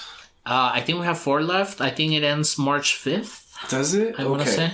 I couldn't remember. Because it's 6. I think we have 3 left. I don't know. It's pretty good. I don't know how. I'm pretty sure everyone in the world's fucking watching WandaVision now. Like, what else is there to watch? Nothing else. Yeah, there's nothing else to watch. Yeah. But this past week, I finally finished part 6 of JoJo's. I remember probably like our Promised Neverland episode. I brought up that I was reading part 6 of JoJo's. Yeah. And I don't know what it was, but I just never finished it. Like, I was going through what I read through. I only had like 7 chapters left out of like 150 something. And I don't know why I'd never finished it. But it's short. No, but that shit didn't make sense. Yeah. No, that shit does not make sense. Like, I love JoJo's to death as an anime, and then I kind of understand why Studio Dave or David, I can't remember what studio is that made JoJo's, but I kind of understand why they've been taking so long to animate it, because the end of JoJo's Part 6 literally does not make sense. Well, like the last 6 chapters, I'm lost. This is I have no idea what's going on. Well, if you think about it, anything after Crusaders, it's almost like off the wall JoJo's. It's almost multiverse JoJo's. Well, even Stardust Crusaders is like wild, just bad. Because, okay, so on Thursday I tweeted the ending of JoJo's Part 6 didn't make sense. My stepbrother Connor texted me. He's in medical school in West Virginia. He was like, yo, is that the Italian one? I'm like, no, that's Part 5. JoJo's Part 6 hasn't been animated. And we were just chopping it up. And I was telling him I only wanted to read Part 6 so that I can get to Part 7, because that's when Araki switched from like a weekly publisher to a monthly publisher. And he was asking me, why does that matter? And I was like, because this is where Araki finally gets to like structure his chapters as opposed to like just making shit up every week. Because you're talking about Stardust Crusaders. Stardust Crusaders, the anime, feels especially like villain of the weeky. You know what I mean? It's just like, we're walking here, new villain. We're walking here, new villain. It's just every week he was just making up a new villain, because that's what you have to do when you're making an a manga weekly. Yeah. So, and that's the issue with Part 6 of JoJo's. It feels to me, I don't know, I just read this, but it feels like he wanted to make a really, really big plot. Like, he wanted to do an exceptional plot line and make something super fucking out there, but he couldn't piece it together well enough because he was having to publish in a weekly format. Yeah. I don't know. I haven't read any of them. I just watched the anime so far. I didn't really like, what is it? The one with the guy with the ducktail. Oh, Part 4? 4, I think. Diamond is Unbreakable? Yeah, Diamond is Unbreakable. I love that one because that one has like the best music, I think. It has. Diamond is Unbreakable literally. Okay, don't get me wrong. It's the one that I dislike the most, but it's not bad. Because it has fucking, what's the fucking cat? The queen? Killer Queen? Yeah, and it's like one of the best fucking villains. Like like Killer Queen's motivations are like the most fucked up because he's literally a serial killer. It's literally called David Production. Yeah. David Production produces JoJo's. Yeah. But, I don't know. Dope shit. I'm waiting for David Production to see what they do with JoJo's Part 6. We'll put JoJo's on a fucking poll soon. Well, we've tried that before, but these nerds literally don't want to watch JoJo's, and I don't know what it is. Nobody wants like to watch the it. best anime memes come out of JoJo's. Yeah. But these nerds that listen to us just can't stand JoJo's. I don't know. I don't know, dude. But what else we got? Please visit. We're gonna retweet the page for my girlfriend's uncle. His GoFundMe for his therapy and chemotherapy. That's it. That's all. That's it. Please use hashtag immigrant nerds to be entered into our giveaway. If you don't want to use it, please like, comment, or retweet anything you want with that hashtag, and we'll do some donations. Yeah. You know, we got $15 now from that one Instagram post. So yeah, just shout out to everybody who's been listening to us. Give us feedback on literally everything. Between Nerds, Instagram, Twitter, TikTok, the email betweennerdspodcast@gmail.com. Just thank you very much, guys. We appreciate you so much. Maybe we'll get some video clips out of this time. This has been Between Nerds.